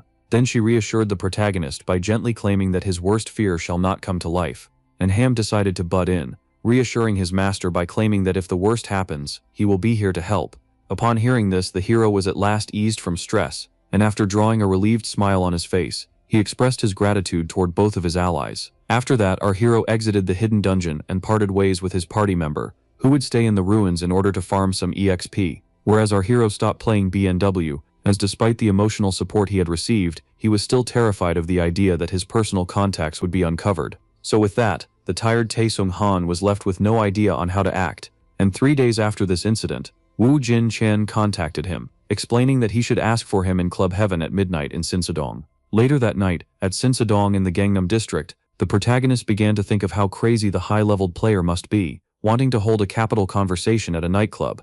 Thus the hero realized that it had been a long time since he was out that late, as while others attended parties he was stuck gaming. Then Taesung Han arrived at the location chosen by the higher-level player. The young man was a little worried, thinking that the doorman might drive him away, as he hadn't been in a nightclub before, and his fear soon came true, as he was prohibited access due to his poor outfit. So Taesung-han tried to stay positive and explained that he was here to meet up with someone, and that he would be quick about it. Yet this only left the doorman even more annoyed. Then a man passing by pointed out how it was his first time seeing a sweatshirt in heaven, making the one with him mention how the hero could hear them. Though the young one affirmed that he didn't care, as he raised his middle finger and mockingly shooed the protagonist away. But just as rage began to build up, the young adventurer was approached by an acquaintance, which turned out to be none other than the over-leveled player himself, who quickly called out the lad for his poor outfit, assuming that it was the best he could do. Then the man apologized to Chin, stating that he was unaware that the hero was here to meet him, so he pointed out how his friend had never been to a club before, and even added that he would have beaten him up if he were in his place, leaving the youth annoyed. So the one who mocked the protagonist was left shocked, as he had been unaware that the one flipping him off was acquainted with Woojin Chain, and from a single glance of the famous young man, the bully realized that they had just been permanently banished from Sinsadong. Meanwhile, loud music was blasting, and everyone was having a great time dancing and partying in Heaven Club. Yet silence reigned over the VIP room, so Woojin Chain offered the hero some Harment and Dom Perignon, or anything other than champagne, though the low-level player affirmed that he was unfamiliar with these drinks and that he wasn't here for them, which made the shapeshifter jokingly claim that the young one was there for the dance floor, leaving him quite annoyed as he urged him to cut straight to the chase. Then Woojin Chain apologized for playfully making fun of him, as Taesung-han demanded he introduce himself and state the reason behind their meeting. Thus the over-leveled one accepted, stating that it was only natural to give the hero what he wanted, seeing how he had ruined his date, and so he explained how he was a guardian, and that the face he took during their first meeting belonged to a colleague who perished while escaping the lab. After the hero pointed out how Woojin Chain had masked himself with the identity of a dead guardian, the young one affirmed that what he did was unforgivable. Still, the shapeshifter affirmed he had no remorse, as his actions led to their meeting, making Taesung assume that it was due to him being Deus's student. Then Woojin Chain affirmed that he also wanted to measure the strength of another hidden class, and upon processing the information, the hero was left baffled, as the over-leveled one also possessed a job of similar rank. With that, the protagonist assumed that the one who had exceeded his expectations used his hidden class to find out about him. However, Woojin Chain affirmed that this wasn't the case, and that he just used money to reach his private information, which caught our baffled protagonist. So the young one then affirmed that he won't reveal his info to anyone, as he was the only one aware of them, and that he only got them due to his power in real life. While Taesung-han listened, the over-leveled one claimed that he was scared of Genesis, as he affirmed that they weren't aware of him and Deus. Thus the debuff master asked the shapeshifter about his class, seeing how he knew everything about him, but Woojin Chain explained that he still was too weak to know, leaving our hero even more irritated, as the rich one explained that he wanted him to gain in strength, in order to reveal everything to him, the one who will be worthy of being called student of Deus. Then later on the great forest spirit greeted his master after a long time, so Taesung-han asked his pet if he had caused any trouble during his absence, which she affirmed that he didn't, seeing how he wasn't like him, and the servant then asked the man if he had settled his matter in the real world, yet he couldn't give a proper response, as the shapeshifter left without giving him any trivial information, making him wonder about his ulterior motives. And just as he began to wonder about the real purpose of the over-leveled one, the spirit asked him for the reason behind his presence here, since this place seemed so indecent for someone as simple as him, and just as the protagonist was about to answer the pet, it claimed that he had flashy desires, which she quickly denied, stating that this place was more than it seemed. For Dondegri, which is known as the City of Pleasures, offered every gambling and adult service in BNW, yet the debuff master was only here for its black market. So Taesung-han affirmed that they were only doing a quick stop, as he only wanted to buy and sell gear on the black market, leaving the spirit disappointed. But just then, the debuff master noticed two men in uniforms, which he quickly recognized as the Genesis Guild, and the young man realized that the two of them were abusing the power of their guild in order to harass a man passing by, which was their typical behavior. Though our hero deeply wanted to confront them, he quickly ditched the idea, and as Ham was treating him as a coward, the player explained that it was better to avoid a fight than engage in it. So the protagonist affirmed that he would take them down another day, and that they should focus on their business for the time being.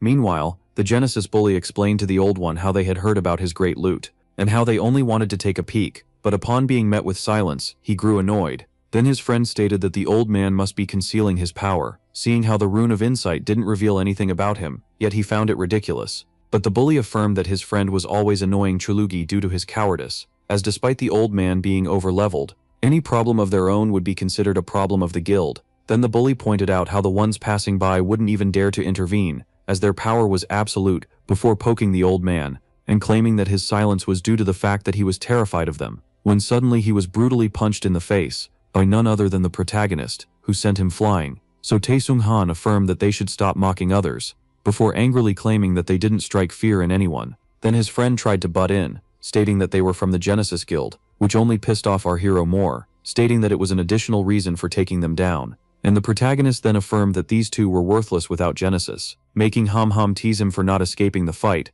as he said he would. Thus Tae-sung-han affirmed that he let go of his emotions due to the hamster instigating him, so it claimed that it only wanted to help him by letting him express his anger. Then the needle turned to the old man and asked him not to worry about the Genesis Guild, yet upon being met with silence he assumed that he was really mute, but Ham asked if he wasn't worried about the giant Genesis Guild targeting him, yet he affirmed that they were fine, as they were too ashamed to report him. With that being said, the satisfied hero decided to trade his gear and resume his way, so with that the silent old man was left interested in him. Then shortly after, at the local intervention hotel, our hero entered the private training lounge, and the amazed hamster immediately pointed out how immense this place was, despite seeming small from the outside, so the hero explained how this was a location for adventurers to sharpen their skills and refine their gear, despite being pricey. With that being said, it was now time for the great forest spirit to act, as he immediately jumped off his master's shoulder, before quickly deploying his infinite bundle. Then the debuff master called him out for taking out this piece of cloth so flashily, so he claimed that he should let him, seeing how this was his only skill. Yet Hamhwam was intrigued, as his master had bought many weapons when his main was a blunt one, so he stated that it wasn't,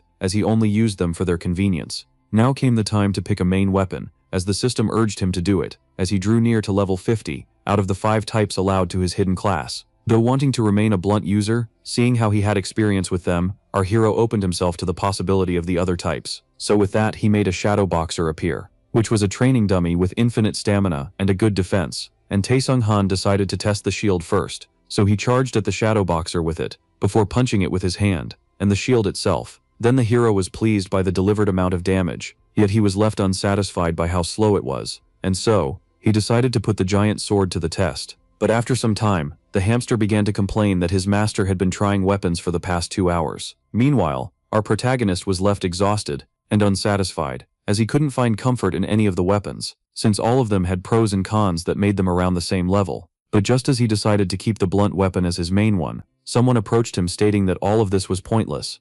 So the debuff master recognized him as the one he saved from Genesis earlier. Then he quickly assumed that the shapeshifter was the one who allowed him to access this expensive training space, and so he asked the old man if he was a guardian or someone sent by Woojin Chair. But the old one demanded to know the reason behind the young man rescuing him, despite knowing that he wouldn't gain anything from it. Still, Tae-sung-han stated that he should be answered first, but was quickly left shocked by the old man screaming for an answer. After a small silence, the protagonist claimed that he didn't do it out of pity, and that the old man reminded him of his past powerless self, in front of those with power. Then the young fighter affirmed that he now wanted to face the past, which was then quickly followed by intrigue from the old one, who was left satisfied by this simple explanation. So he unveiled himself as Shakurio, a level 354 NPC well known as the Weaponmeister from Stellar 5, claiming that he shall make the debuff master even stronger, for Shakurio was a master warrior, and part of Stellar 5 just like Wethel Goose, and the old man earned his title of Weaponmeister for having mastered 18 weapons. Then Tae-sung-han quickly realized that the straw hat the man was wearing was hiding his famous identity from Rune of Insight.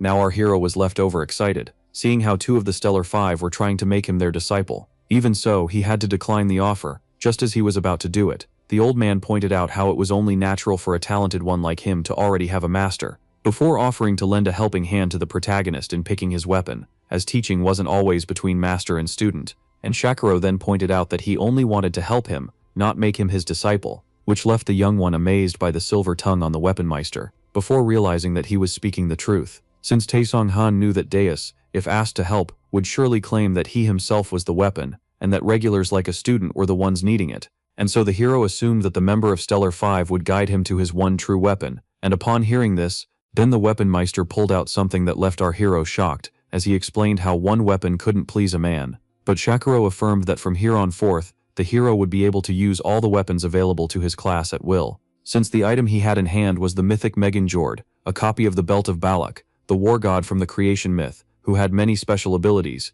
and the items in the game were reported into 8 ranks, ranging from normal to world, that players were unsure of its existence, thus making the one before him mythic, the highest rank known to gamers. Yet the hero couldn't believe that he was about to get such an item, but Shakiro explained that this wasn't the case, and once equipped, it would be forever his. So with that, the debuff master recalled how he was already the disciple of another. Even so, he decided to bow in respect to the man, seeing how he was his senior warrior, which amused the old man, as this hadn't been done by a non-disciple before. With that being said, then the hero tried to grab the belt while thanking the old man, only for him to miss each and every time. This left him quite angry, as the member of Stellar 5 compared him to a pet he used to have, and upon seeing how he was being bursted out at, Shakiro explained that there was a difference between using an item and surviving on it. After being snapped back to reality by realizing that mythical weapons had prices, the hero was asked to follow the old man.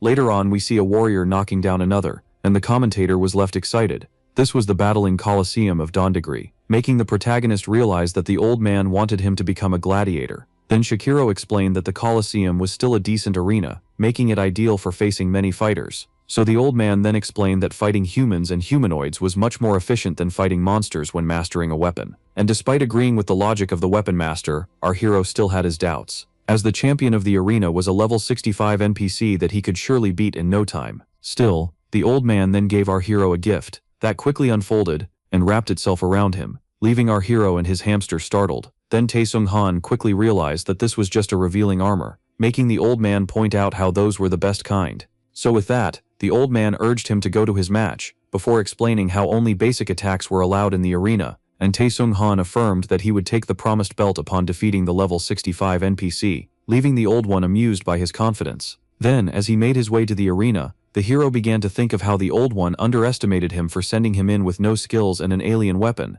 for the protagonist had used many weapons during his war against the Genesis, and had acquired great stats for his level due to his rough training with Dois, which would surely render this trial of little challenge. With that being said, the excited hero decided to quickly beat the champion in order to put his hand on the mythical belt, while cheers filled the arena. Then the commentator decided to introduce the contestants, presenting our hero as Wimpy Man, which nickname left him utterly embarrassed, and so he quickly realized that the member of Stellar 5 was the one who gave it to him. Just then, a voice pointed out that the protagonist's vulnerable looks matched his name, and the humanoid asked him if he would like to be taken down in the blink of an eye, or slowly, with pain, as it was none other than the level 37 mimic NPC Maki, also known as the Slaughtering Scythe. Yet our hero, who far surpassed him, affirmed that he should be the one asking this question. With that being said, Maki quickly launched himself at our hero, but he quickly blocked him before asking about the blood of his race, wondering if the monster would show red when bleeding, or another color. But just as our hero was about to give the final strike, then the debuff armor scanned the mimic's stats,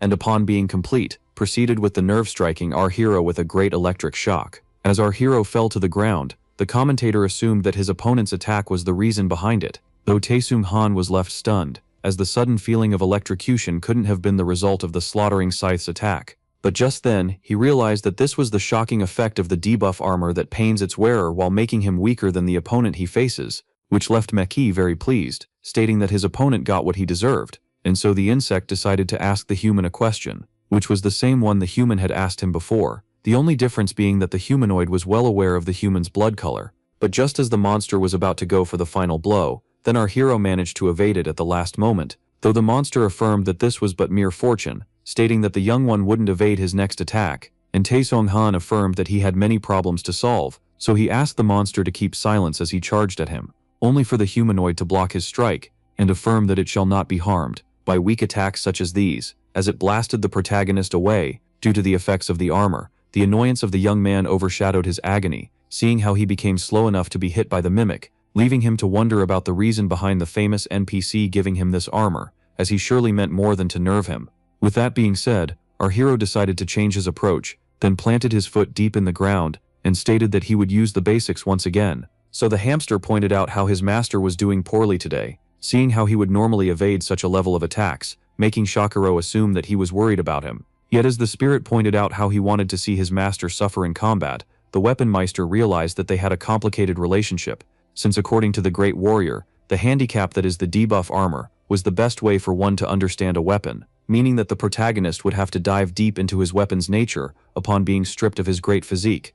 Then Shakiro was eager to see how the one who was always an advantage would deal with the situation, now that he was on the other side of the blade.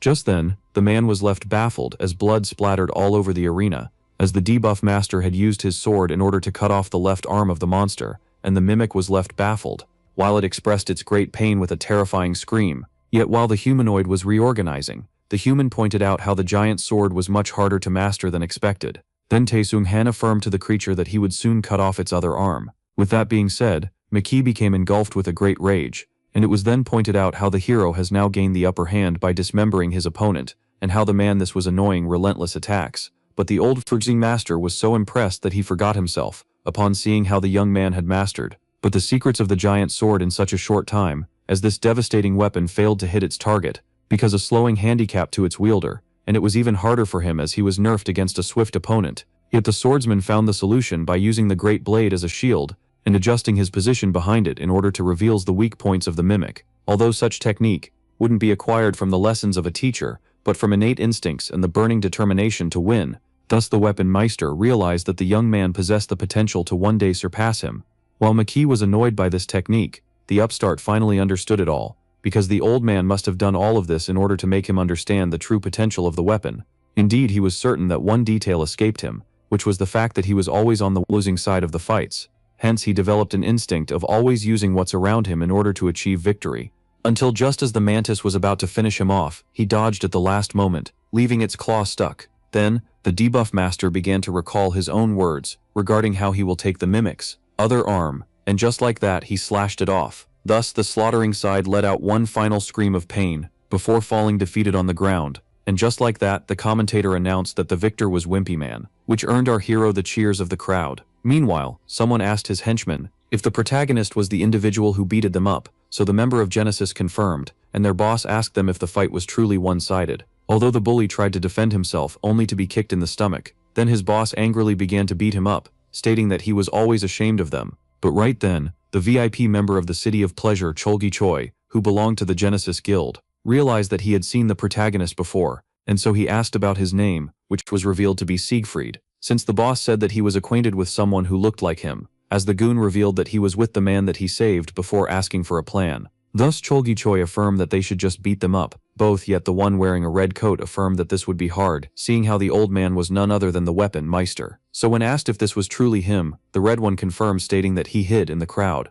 which left the boss intrigued by his presence in the Colosseum. Then he explained how this man is always treasure hunting, and that a great loot has always present where he roams the longest. Therefore this left the VIP member overexcited, as it meant that a great treasure was inside the Colosseum. Now Cholgi Choi recalled the Red One's words, pointing out how the task of eliminating the old man was challenging but possible, for the man explained that no one could defeat a healthy shock hero. However, things wouldn't be the same when facing the man that he is now. Soon the crowd began to scream in excitement as the fight kept going on. Then Hochul, the champion of the arena, pointed out how fortunate his opponent was, as he had the privilege of facing him after a week, yet it will also cause his demise, as he affirmed that he wouldn't get out of the arena alive, and so he tried to hit the challenger, who managed to dodge every head. As Taesung Han explained that he thrived at one thing, as he did boxing back in the day, and that one thing was to counterattack fighters like the NPC, as he punched him in the head. Thus the brain of the champion began shaking in his skull, therefore making him fall into the ground. And just like that, Hochul suffered his first defeat, making our hero the new champion of the arena. Soon the crowd began to talk about how entertaining the hero's fights were, as he always turned the tide of the battles, and used many different weapons. Thus the commentator approached the new champion, raising him for becoming the champion of the arena within a week, so he asked him about his opinion regarding his new title. Then Siegfried revealed that he would be quitting the Colosseum.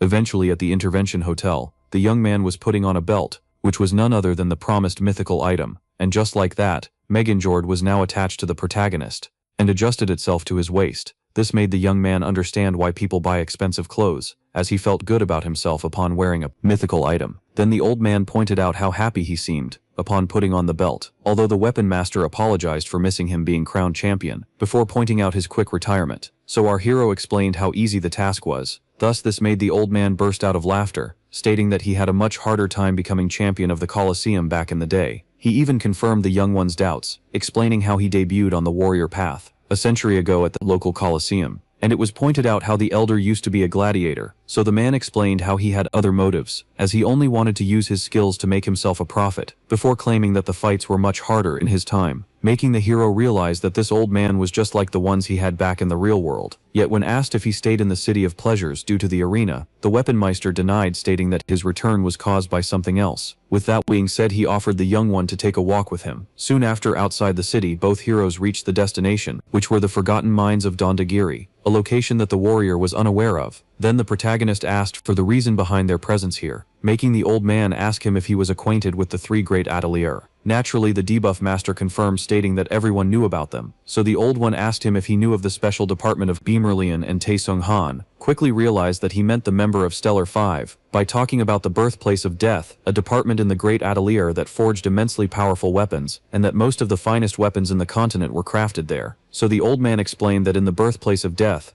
one creator surpassed the rest, a blacksmith named Herbert, for Harvard a great obsession towards the weapons, to the point where he was rumored to have learned painting in order to paint the moment. His craftings takes lives, which surprised the youth. Herbert, who created many dangerous weapons, went on a journey in order to give birth to his strongest and final creation, and Shakiro explained that a piece of the map leading to the masterpiece in question was buried in the Forgotten Mines. But according to his intel, the real map was split into two parts, and each sent to a different location, leaving the whereabouts of the other piece unknown. Thus Siegfried realized that the old one must have remained in the black market of the Pleasure City in order to gather this intel. Then it was explained that this was in the same circumstances that they had met, making the younger one a little bit embarrassed as he had showcased his little power in front of him. Now the messenger of weaponry then explained that while our hero was fighting as a gladiator, he obtained intel regarding the location of the map and the mines. Just then the tunnel in front of them expanded. Upon seeing this, the younger one realized what that meant, as a monster's claw appeared from beneath the ground. Then, with monsters beginning to spawn, both fighters were now in a dungeon, and so the veteran claimed that there were only a few monsters, yet the young one affirmed that they were many, and asked him why he didn't tell that they were going to a dungeon, since the challenger explained that he could only take one level 150 monster on his own, like the monster Chimera 0154, which was a cyborg created from different monsters. Still, the old one reassured him, stating that he would drive him to his limits despite knowing of his potential, as the young man warned him of the monster charging an attack. Then the elder explained how he will assume his duty, seeing how he delayed the youth's growth by a week, by making him fight in the arena, and just like that, Chimera 0154 was named with one swing of a sword. Upon gaining EXP, the protagonist realized that he was brought here by the genius fighter, in order to be carried by him throughout the dungeon, and so the old one explained that he will lead the charge before asking the protagonist if he could follow. Now the elder began to slash Chimera after other how do we use the longer, then making his way through the cybernetical monsters, which left the youth amazed as he jumped 2 levels at once, who was particularly pleased as this kind of XP income wouldn't be possible even with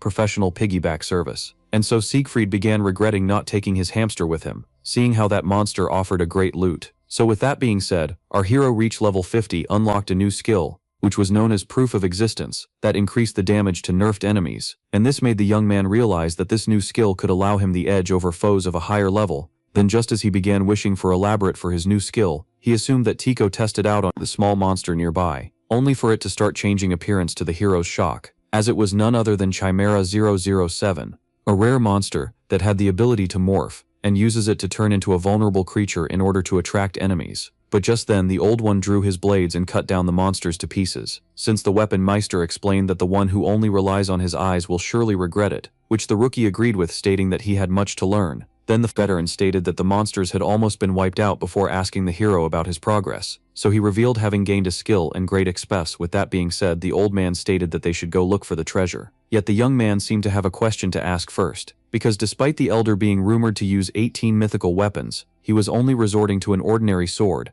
Now the youth was left baffled upon learning that the old one had disciples and he gave them his mythical weapons, so it was explained that he had no idea about his students' whereabouts, and that he took them in as he was getting lonely in his travels. Then the youth looked at the belt, as the man stated that he only gives the finest to his students, which made the young man even more confused, as despite having lost interest in weapons, the old one was still looking for the legendary weapon. Hence he quickly assumed that the swordsman wanted to gift it to him, which left him baffled, as it seemed that the youth wasn't satisfied with the mythical belt. Although the elder explained that he only goes on treasure hunting quests for his amusement, and that he enjoyed the journey more than the prize, and as the hero rephrased what the old man just said, the veteran affirmed that this was the satisfaction of the hunt. Then after walking for some time, both heroes finally stopped, as they were now in front of a giant door, because the symbol M on it marks the birthplace of death, meaning that they were sure to find a clue, to find the mad blacksmith's final weapon. Yet the protagonist couldn't help but find it odd, seeing how there were no apparent defenses in front of the giant door, making him assume that a trap awaits inside. And just as he asked the old man for advice,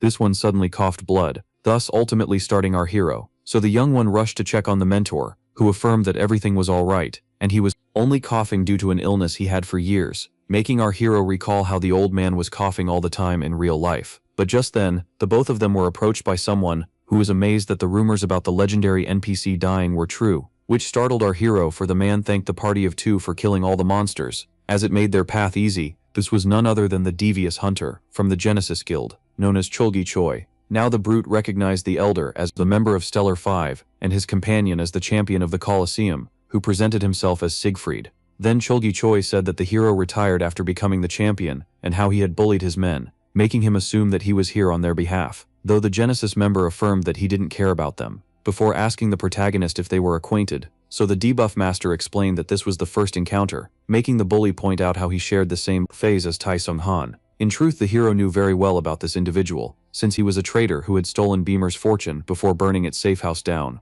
while running away. And the youth was certain that the devious hunter, who asked the mercenary to kill his foes, forced others to be corrupt like him, seeing how despicable he was. Still, Tai Sung Han knew very well that the one in front of him wasn't the real problem, and that the one he should be worthy of is the one in red. Then Siegfried realized that the faceless mercenary was extremely strong and that he was responsible for him and the old man not detecting them, so he had no choice but to admit that he was outclassed by this one. Thus he decided to gain some time until the old man gets back on his feet, and so he addressed Chulgi Choi and asked him if his guild was aware of his actions. Yet he didn't give a proper response, so Siegfried claimed that Genesis would only send someone who had lost his rank to such a trib location, and then the guild didn't care about him living or dying. Thus, upon hearing this, the devious hunter grew furious. Just then, a fast projectile passed right by our hero, snatching his ear, and just as he realized what had happened, the devious hunter had already closed the distance, then delivered a powerful punch, thus sending our hero flying into the wall and making the old man fear the worst. But the mercenary affirmed that the protagonist was only trying to anger him in order to gain some time. Yet Chulgi Choi seriously didn't listen, since he was determined to slay the protagonist by using his own hands.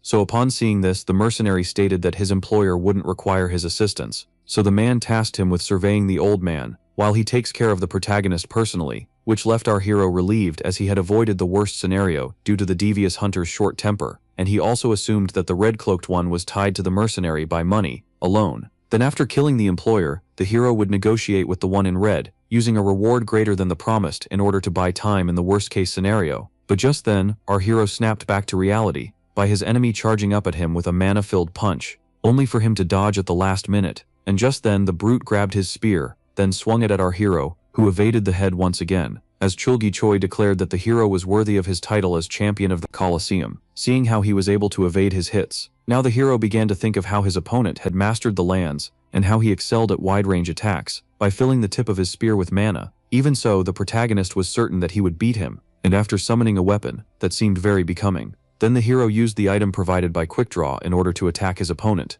which left the man stunned as the debuff master drew his weapon from thin air and was dealing damage far superior to the average level 50. Yet, as he firmly planted his feet into the ground and twisted himself, the attacker struck again with his spear, only for the young man to block it using a shield, thus leaving him more and more baffled. So with that being said, the hero resorted to the power of the belt in order to exchange the protective shield for a blunt weapon. And just like that, the hero kept on using Quick Draw in order to cycle between his weapons and gain the edge over his opponent, who was rendered too slow to counter the many weapons that were popping up at the speed of light. Hence this made Chulgi Choi assume that the one now holding a great sword was concealing his power from the start. Then with that, the youth gave him the final slash, rendering him unable to move, which left the old man blown away, seeing the belt being used skillfully despite it being his first time in order to overwhelm his opponent with speed. So just like that, both the member of Stellar 5 and the one in red were now certain that they would one day be surpassed by the young man. Then the mercenary turned to the mentor stating that his new disciple was capable, and that training him was surely a pleasure. Still the veteran threatened the man, assuming that he was going to go after him. Yet the one in red affirmed that his threats were empty, seeing how people sensed his ability to terminate them on the spot. Then the shadowed one asked the old man if he knew the reason behind his lack of killing intent toward Herbert's legendary weapon. With that being said, the version that is to come went straight to the chase, and asked about the second piece of the map. Thus the elder had no choice but to reveal its location to him, yet decided to impose a term of his own. Meanwhile, our hero sheathed his great sword, and began to reflect on the abilities of the mythical belt, which despite feeling alien now, would surely one day multiply his strength. But just as the young man began to walk away thinking that his opponent was down, he was suddenly insulted, since the devious hunter accused the debuff master of being a cheater, seeing how he had overwhelmed him, despite the huge gap in level between them. So the protagonist was left shocked upon seeing that the man still had fight in him, as he remembered him weaker than this. And with that being said, Chulgi Choi ordered the mercenary to terminate the champion, and the old man, which made the one in red call him out for resorting to him after suffering defeat, and all were left baffled upon seeing the mercenary deny the order, but the spearman was having none of it as he demanded the man to obey, while giving the general spay he had received from him. So the mercenary explained how he was after the final weapon of Herbert rather than profit, since he claimed that he only took the job in order to abuse the name of Genesis, for his own sake. Then Cholgi Choi affirmed that Genesis will become his enemy, though the one in red stated that this was little important, seeing how he will flee right after getting the map, before pointing out how his employer had been abandoned by Genesis, thus leaving Cholgi Choi in a state of panic and unable to reply. Back then the man tried to throw a tantrum, seeing how he was going to be sent to the City of Pleasures, while stating that there was no point in going to this place, yet the one in the chair affirmed that this was the command of the guildmaster, also claiming that they will give him enough money to enjoy himself there. Yet Cholgi Choi affirmed that he deserved respect, seeing the huge sum he paid to join the guild, but the man recalled how he was using money that he stole from Beamer, and the bully tried to defend himself, yet it was no use, so in the end the man stated that he should have remained with his original guild instead of betraying them, if he doesn't like their way of doing things. Then back to the present, rage began to build itself in the devious hunter's heart, as he claimed that he wasn't abandoned, and that the City of Pleasures wasn't worthy of him, thus he thrusted his spear deep into the ground, channeling his mana into it,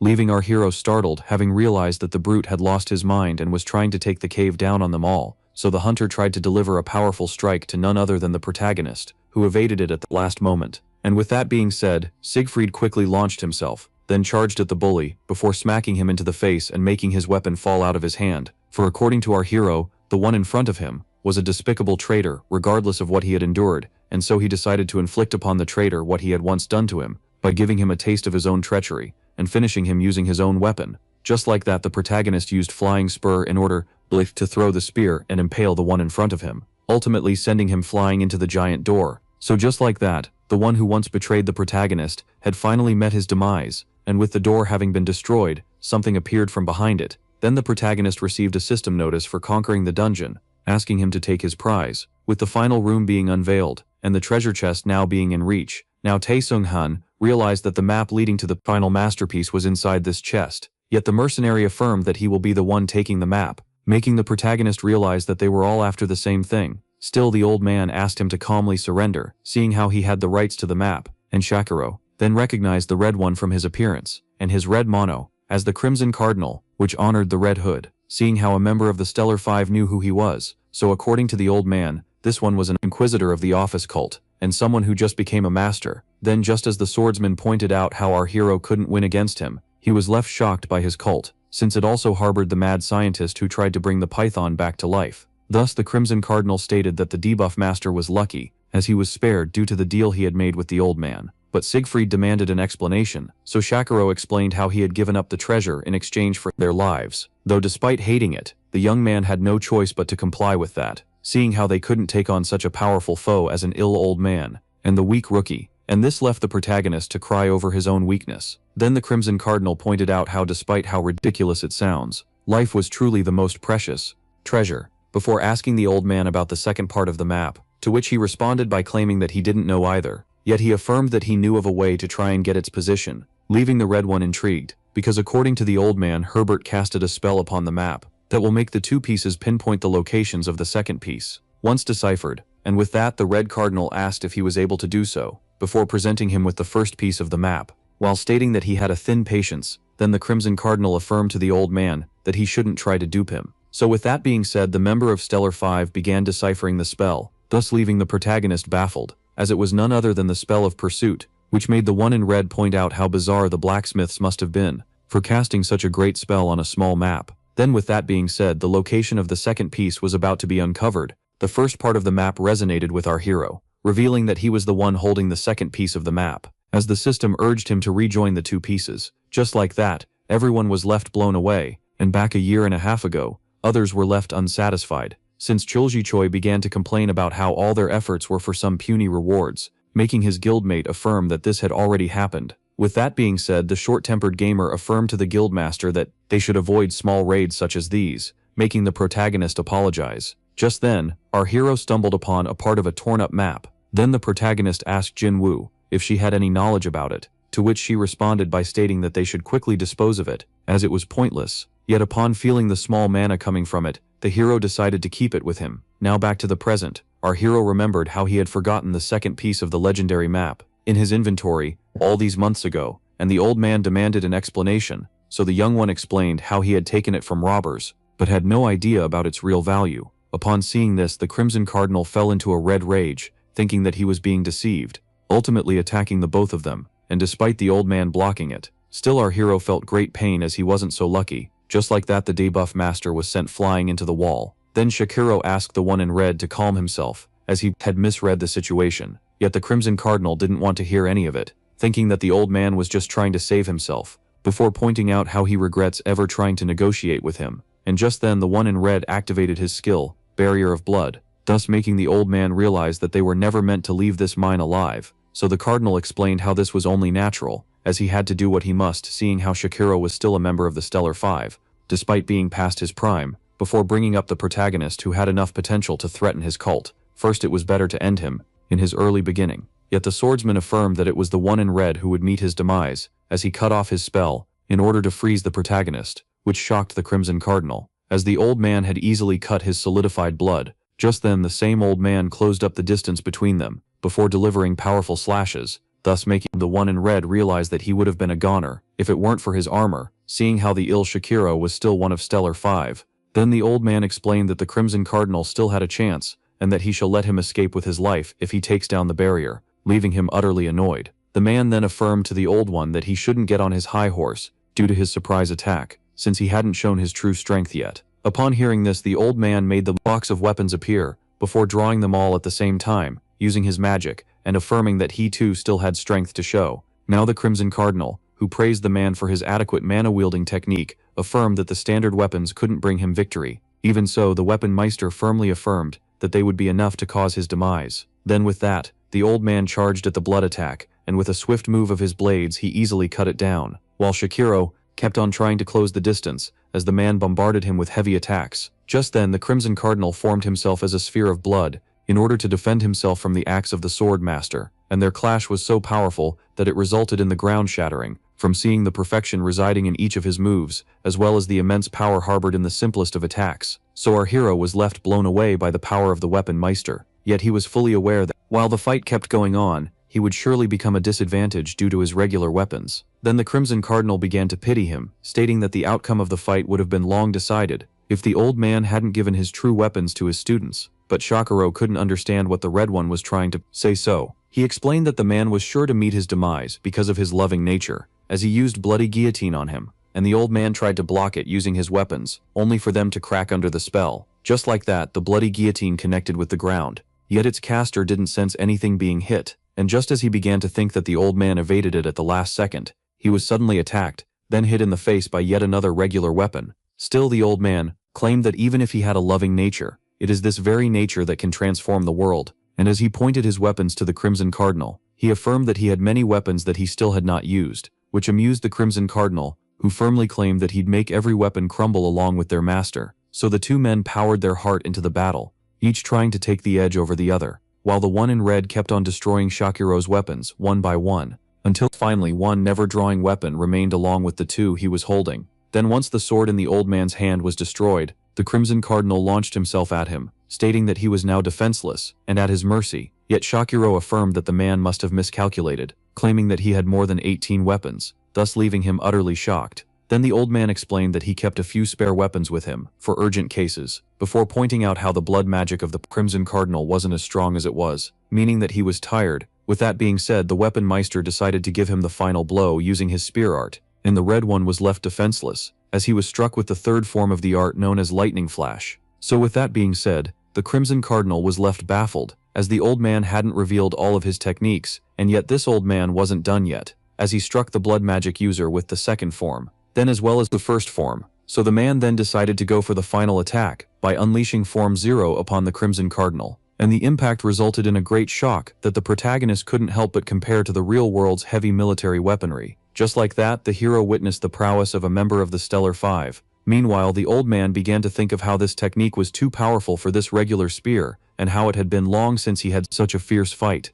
And just as he began to think of how powerful his opponent was, he suddenly pointed out how the master had now run out of weapons, before letting out a sinister grin, then followed by a great spur of blood magic. And just as the hero began to fear the worst, his quest master's grudge had been triggered, the one that implied that he had to defeat the other 7 successors of the Mighty Eight, who ruled the continent 5 centuries ago, with one of them being the successor of the blood demon Berserk. So upon seeing that the epic quest that Deus gave him had been triggered, the protagonist realized that the level 301 NPC who was an inquisitor in the Osric cult, Vladimir, also known as the Blood Cardinal, was in fact the successor of Berserk the blood demon, who was a spawn of hell, who tainted the entire continent with blood. Since Deus failed to defeat 7 mighty warriors, due to them dying before their fights, which is why he tasked his student to take on their successors, and upon recalling this, the protagonist realized that the one in front of him was one of the so-called successors, and was the man endangering the old one. Yet the debuff master failed to see what he should do, seeing how he was far weaker than him.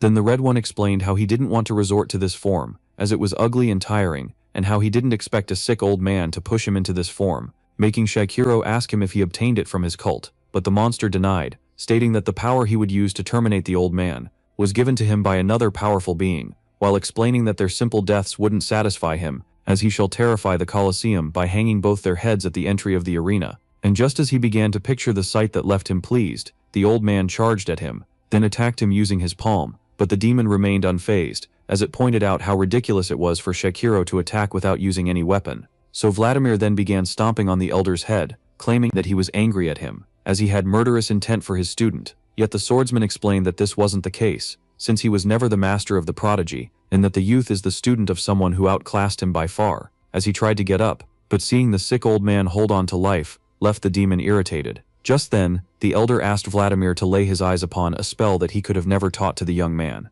and the Clemson continent was left uneasy, but quickly realized that this was in fact skills from the hero known as Zone of Mortality, that nerfs the target's overall defenses, and Zone of Frailty, the target's stamina and mana. Then the old man pointed out how the successor of the blood demon had lost his focus, before reminding him that they were originally facing each other, and the Crimson Cardinal was left shocked upon seeing Shakiro levitate the destroyed weapons, as the weapons had been gathered.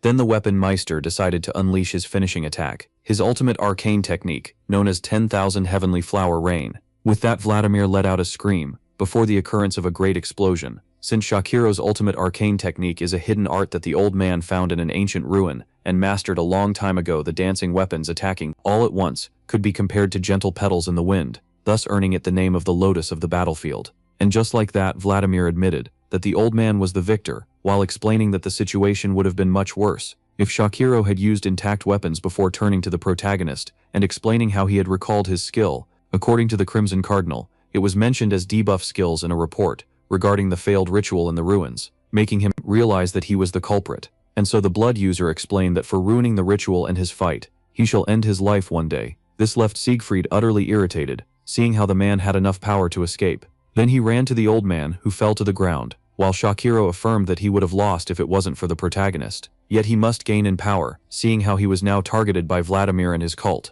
Though the hero urged the man to get treated, yet the Weapon Meister affirmed that this is pointless, seeing how he was now facing the death his body had always avoided, before giving our hero books that left him intrigued. Then Shakiro explained that he was going to give him his secret techniques that will surely come in handy despite being inferior to the ones taught by Deus. So the young man begged the old one to stay alive, stating that he had always considered him as a teacher, and in his last moment, the great warrior began to recall the day he had become champion of the arena. Just then, a man congratulated him for his new title, though Shakiro didn't recognize him. So the man clarified that they had been fighting in the same arena for over a decade. Later on, the bald one asked him about his next course of action, upon earning his freedom by becoming champion. Then the young man explained that he would partake on a journey, in order to travel the world, for the sake of new experiences and treasure, while explaining how he would take students under his wing, which surprised the man, who assumed that he liked being alone, and asked him for the reason behind this motive. So Shakiro explained that he was well aware that he would never become the greatest warrior, but according to him, if he took on many students, one of them would surely become someone big enough to change the world, and the prodigy was determined to bet everything on this one student. Back to the present, the man explained to the protagonist how he always saw him as a student of his, how he would be betting everything on him, before finally disappearing, making the youth think of how BNW was worthy of its name, as it was a world of its own, created by Hive. So our hero's master as well as the great warrior were both fabricated characters, just like the rest of the non-player characters. Even so, the protagonist couldn't deny the fact that he got acquainted with Shakiro, who shared with him knowledge, and the virtual old man even allowed our hero to gain in power, because according to Mortame Sung Han, the little time he had spent with the weapon Meister wasn't virtual at all, and despite not knowing what he meant when he implied that he batted everything on him, the young man was determined to make the old one proud. Just like that, the great mentor passed away. Later, the hero received a message from Gosren, asking if he was going to partake in a special event of the Empire, as it was something he would do, so they said to use this opportunity to claim that she must be missing him. Thus he related these events to her name that comes from Gosren, which means clear, while his master wondered if she was still farming Expen in the ruins. Then the Korean assumed that the event in question must be battle survival, an event that is yet to come, and yet the center of attention, as it was a survival game given by the Marrakeon Empire, the strongest country on the continent. Only players could partake in it, and it takes place on a burning island in the middle of the White Archipelago. There, the contestants will have to fight each other in order to stay alive and win the competition, making it one of the hardest games. The winner will become king of a small domain, which would be a first in this game, but it had been criticized for the punishment of eliminated players, as it will bring back their power and levels to level 1, and seal the rune of transcendence for a decade, meaning that they wouldn't be able to level up for 10 years, making it a hot topic for the gamers. Therefore, the strategist realized that this must not be the work of the company in control, but of the emperor instead, and when asked if he will partake in it, the protagonist immediately denied, stating that he was sure to suffer the penalty, as 10,000 other contestants who would be more powerful than him will surely attend, which explains the message of the elemental mage asking him to not partake in the competition. And so, upon looking at the items that he got from his late master, as well as the map, he decided to mind his own business away from the competition. The hamster was amazed by his holder carrying a treasure map, and assumed that they were going to follow it, but the young man was only checking if he had the required level, as according to him he could take all of his time, seeing how he was the only one who knew about this map. With that being said, the hero decided to search for an airship, going for the seas of the south, but he was quickly left disappointed after stumbling upon a wrecked vessel. Just like that, Spirit and Master began to fear the worst, seeing how poor the state of the ship was. Meanwhile, at the headquarters of Hive in the United States of America, an employee was looking at the bad reviews coming from the gamers regarding the survival battle, so she began to complain to the vice chairman, Oppenheimer, who is the Hexagon team, on how they were being blamed for an event they didn't even craft. Then Oppenheimer explained to Deputy GM Hayami Cha, who was worried about their stocks going down, that the position of the company remained intact. He explained how they can only come in contact with boxes and the network, leaving events to those inside BNW, making her worried as the penalty was too great, but he affirmed that every problem within the game should be settled in it, meaning that they should just have faith in the users and give them a healthy environment. Yet the deputy explained how despite having been in Hive for 3 years, she still couldn't fully comprehend the game, as similar incidents previously occurred. Still, the vice chairman explained that this was the reason behind its beauty, as no one, not even the CEO of the company, knows about the outcome of the story. Even the divinities will have no idea about the upcoming events. Meanwhile, on the airship of our hero, the hamster happily claimed that he was flying, and while in his delusion, the hero asked him to keep quiet for the sake of not disturbing others, before realizing that they were the only 2 passengers on the ship. Then the young man felt reassured upon seeing that this old vessel could still fly, when suddenly, he was startled by a man affirming that it only looked as such due to his liking for the antique appearance. So the traveler realized that he was talking with the drunken captain, and claimed that he should be maneuvering the ship, making him state that the youngs are always worried, before explaining how he is using a broom to block the wheel, as their traveling course was a straight line, making the youth doubt the man having a license. Then the captain affirmed to the young one that their trip will be easy and smooth due to the beautiful weather, yet our hero was left anxious and annoyed. So Siegfried decided to do some preparation during his short stay on the ship, and he chose to firstly absorb the Python score that he obtained in the ruins. Then upon using one of his skills, he successfully imbued the Python score into his body, increasing his light energy and light resistance by 60. Since he learned that he could use this new light energy in order to perfect skills, he used it on Flying Spur to make it lightning, Flying Spur which creates bouncing current between the target and its surroundings, as well as Divine Attribution, the evolution of Heavy Strike, that would deliver 3 powerful electric currents in cone shapes to the surroundings upon impact. So the warrior was left pleased, seeing how the skills gained lightning powers, and he longed for the possibility of taking down multiple enemies at once as well. With that being said, he decided to take a look at the box given to him by the fallen warrior, regarding Lightning Flash and the 10,000 Heavenly Flower Rain. Lightning Flash is modeled after the 4 spirit beasts that protect the 4 directions, and has 3 forms ranging from 0 to 3. As for the second technique, it had to do with the perfect synchronization of many weapons. Then after some time, the youth found himself drowsy, eyes open on the ground. He, who was awakened by an annoying noise, had succumbed to slumber while studying. Just then the captain arrived, ordering everyone to get on the deck as a cyclone was near. This intrigued the traveler, as the drunk had stated that they would have enjoyable weather. Yet once on the top deck of the ship, he witnessed a giant storm ahead, leaving him completely baffled. Thus Ham had lost all hope of surviving, while the adventurer urged the captain to change the direction of the ship as they were heading for the eye of the storm. Yet just as the drunk explained how he was an experienced captain and that he could take on the cyclone, his hat flew off his head and stuck itself in the engine, ultimately destroying it. And after seeing the captain's reaction, the youth realized that he was drunk.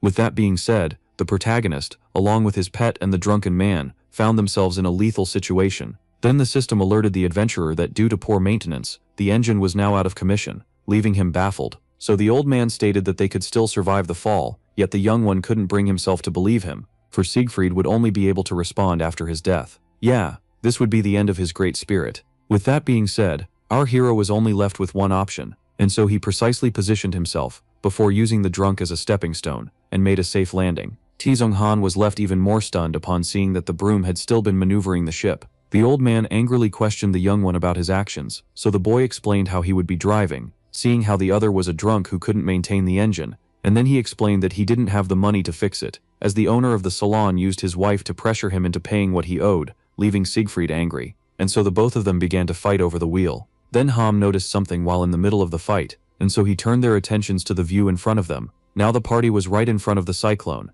and with the glass being shattered, everyone was left terrified for his life. Just like that, the old vessel found itself devoured by the cyclone. Then the system implied that our hero who'd reached the barrier was now a part of the game, raising the 10,000 contestants by one. Shortly after, at the foot of a waterfall, the adventurer felt relieved to have survived before cursing the drunken captain and affirming that he would never travel by airship again. With that, he decided to look for his pets, who according to the rune of the pact, were still unharmed. Now Taesung grew curious about his whereabouts, as he was in an unknown location known as Erangel Zone 9, and so he decided to gain some altitude in order to have a better view, hoping to find a village or a gateway. With that being said, our hero made his way up, going as fast as he could, dashing through the mountains, and finally in the end, he reached the top of the cliff. Then the protagonist immediately began to search for the closest village, and upon finding it and seeing how big it was, the youth assumed that it must have a gateway. Yet just as he was about to go look for his hamster, something else attracted his attention, for many annual vehicles were heading this way. So upon seeing that they were all airships,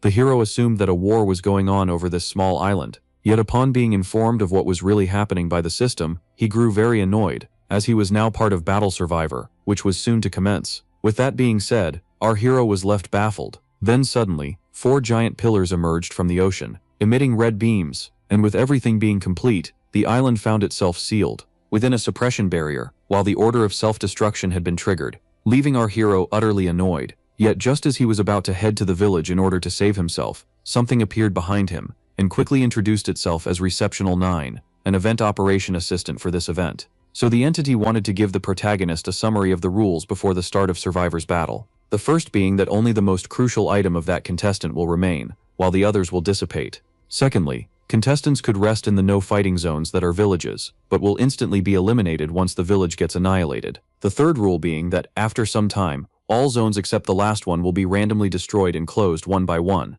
And with the summary having ended, the creature quickly excused itself before wishing the contestant good luck, as he tried to stop it while it made its exit. Then Tianfanghan began to fear the worst, as the rules described by the golem were too extreme for him. Just then, ships began to enter the barrier, and each airship was filled with contestants. Then with a swift move, many of them jumped into the island, and safely landed on the ground. With the battle commencing in 5 seconds, everyone was left on edge, and as the event officially began, a bloodbath broke down on the beach. The first contestant died, followed by the second and the third. Meanwhile, the protagonist watched from afar, thinking of how savage this butchery was. After thinking of how at least 5,000 contestants would lose their lives on the beach, the hero decided to head toward Zone 13, in order to better his odds. Yet just as he began to think of how others would surely have the same idea, an arrow was fired his way. So our hero quickly noticed and used Quick Draw, in order to counter it with a shield, making him realize that he had already been discovered. Then the ambusher was left shocked upon seeing the protagonist block his sneak attack, so Siegfried immediately retaliated and eliminated his first contestant, while thinking of how his arrival meant that others were already present in the woods. Just then he noticed a faint sound of chatter approaching his way, so the debuff master reacted quickly and hid in a nearby bush, as it was none other than the members of the GT Guild, the 8th strongest in the entire game. Now the hero began to think of how the big guilds must also be here, and how the low-level players that had just arrived must not be the only GT members present. Just then, the corpse of the player he had just slain began to dissipate, leaving behind the mythical item known as the Soul Division device, which was a necklace that allowed the wielder to acquire an additional class. Upon seeing this, the protagonist was left baffled and amazed, since dual classes far surpassed the hybrid ones, as it allowed one to gain two opposite professions at the same time. Yet Siegfried watched in pain as this great item was being picked up from the ground, as he began to think of how the weakling he killed possessed a mythical item, and the GT members, now in possession of the necklace, began to talk about how amazing its abilities were. As the girl explained how selling this could make them rich, her guildmate stated that she should keep it with her, as it could put her in danger. Then while the first two began to argue, the third member summoned his weapon, claiming that the item was marvelous, leaving them intrigued. Suddenly, the one with the glasses instantly cut down his teammates and snatched the necklace from them. Now the swordsman called him out for his betrayal, before the attacker explained that he wasn't a backstabber, and that they were about to kill each other for it. With that being said, the skill metamorphic mask had been turned off, and with both of them being eliminated, the level 198 Asura, known as BJ Raptor, who was the 99th strongest player, explained that he wasn't from GT, so this left the protagonist utterly baffled, as a ranker shouldn't partake in such a competition, seeing how high the stakes were for them. Yet BJ Raptor's actions left our hero intrigued. Just then, the ranker thanked the viewers for the many donations that he had received, stating that his plan to humiliate GT was an amusing success. So before cheerfully explaining to them how he will keep the mythical item in order to get himself a dual class, and upon looking at the comments, the young man finds it reasonable to go for a magic class,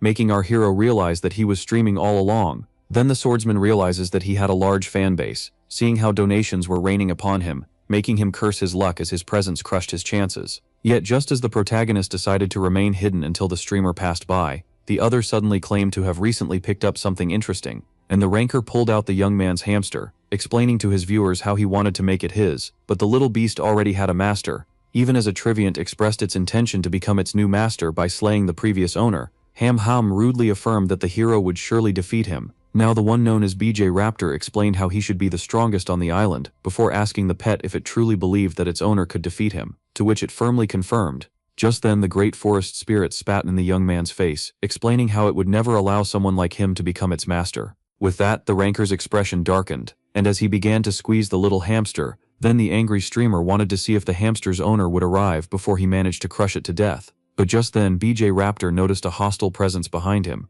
which was none other than the warrior here to rescue Ham. Yet upon taking a look at him, the ranker affirmed that he wasn't but a weakling, so the determined fighter charged at the streamer, and launched an attack only for it to be easily dodged while the other looked disappointed. Even though the ranker assumed that Tian Songhan had some bite to back up his bark, he quickly discovered an immense gap in level between them. Still, as he kept on easily evading his opponent's attack, he affirmed that such a weak presence would be bad for the views, and that he didn't need a pet like Ham. With that being said, then the young man prepared himself, and he threw the little spirit away. Meanwhile, while the protagonist was focused on his friend, the overleveled Asura closed the distance, ready to attack. Yet the warrior quickly noticed, and he reacted just in time. That surprised the ranker, as he didn't expect the level 53 to survive his attack. Even so, the young man's arm found itself trembling from the shock, and he was knocked back a few steps away. Thus the swordsman quickly realized that he was powerless in front of the ranker, seeing how he easily pushed him away. However, he decided to keep his calm and planned to go to the nearest safe zone, where he would invoke the hamster and move to another part of the island. But just then the streamer asked him if he was planning on ascending. Then he ironically proposed to help, as he destroyed the structure with his powerful slashes, leaving our hero to fall. Now the streamer claimed to his viewers that the hero was merely awakening, before jumping behind him in order to create a scene for them. That act made the protagonist realize how mentally unstable his opponent was, and with that, a great explosion occurred. As a result, a member of the 9th strongest guild, known as Premier, decided to stay ready at all times. At the same time, another gamer with a stone arm successfully slayed 2 adventurers, leaving his tired self relieved by his victory. Soon explosions began to occur all around the forest. Meanwhile, the protagonist was fleeing for his life, while the streamer closely followed him in order to hunt him down, urging him to fight fair and square. And BJ Raptor was very well aware that the hero was planning on getting into a village and shaking him off by using teleportation. Originally, the streamer prolonged the chase in order to get more views, and just as he was about to get serious, chains suddenly appeared out of nowhere and quickly bound him, which was the warrior's skill, speed restriction, that slowed down all of the ranker's attributes, making him realize the meaning of Debuff Master. Then a flying weapon appeared out of nowhere, heading toward the streamer's back, only for him to quickly notice it and kick it away. Now the Asura once more found himself annoyed by the electric shock caused by the light attribute of the attack, but he quickly noticed how the protagonist's weapon was ricocheting from one tree to another. And just then the challenger himself appeared behind the streamer, explaining the full length of these two skills, before using supreme content, and just as he was about to stun the target, before dealing the final blow, he was left surprised by the crazed smiling ranker, who firmly stated that he was happy to have confronted him. Then the streamer summoned another blade, and he sliced off the vines restraining him, as well as their caster. With that, a great explosion occurred, thus leaving our hero's weapons destroyed. When he was rendered armless and missing a leg, then the swordsman began regretting not running away, as he quickly realized that he would have met the same end regardless. Just then, the ranker explained how strong he must be, seeing how he had survived his attack, and the streamer then apologized for calling him a weakling, seeing how he was more powerful than the GT members, before firmly affirming that there was no way of him winning due to the immense gap of level between them. With that, he asked the viewers about the fate that he shall inflict upon the protagonist while asking for donations, when suddenly, he received a notification explaining that the zone they were in would be bombed in less than 60 seconds.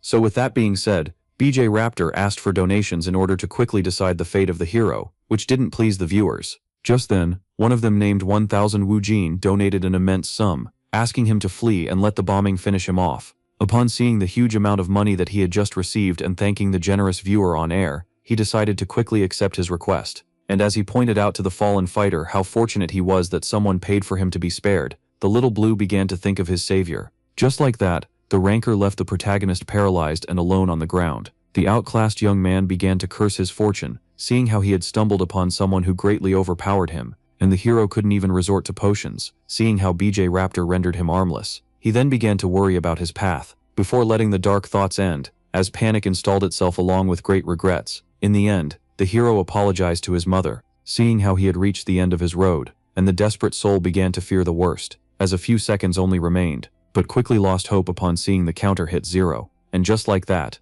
the protagonist had met his end. Almost a week had passed since, as the broken player found himself depressed and alone in his room, scrolling on his phone while being surrounded with bottles. Then he began to complain about the immense loan that he had to pay, that even surpassed his debt. Now the regretful adventurer lamented not selling items before, as he wondered about the events that led to his current situation, seeing how big the debt seemed. Now, in the end, he blamed it all on the drunken captain that led him to this island, and so he promised himself to beat him up the next time they meet. This left the downcast gamer to cry in his misery, seeing how he had returned to being someone at the mercy of the debts. Just then, our hero received a message from Woojin Chain, and despite not wanting to answer, he was left baffled upon reading it, as it stated that he was still alive within the game. With that being said, the protagonist logged into BNW, and found himself in an intervention hotel inside Zone 12. The young man decided to check his stats, and was left overjoyed by them, as he had only suffered a normal death. Just then, someone quickly rushed at him, which was none other than his summon,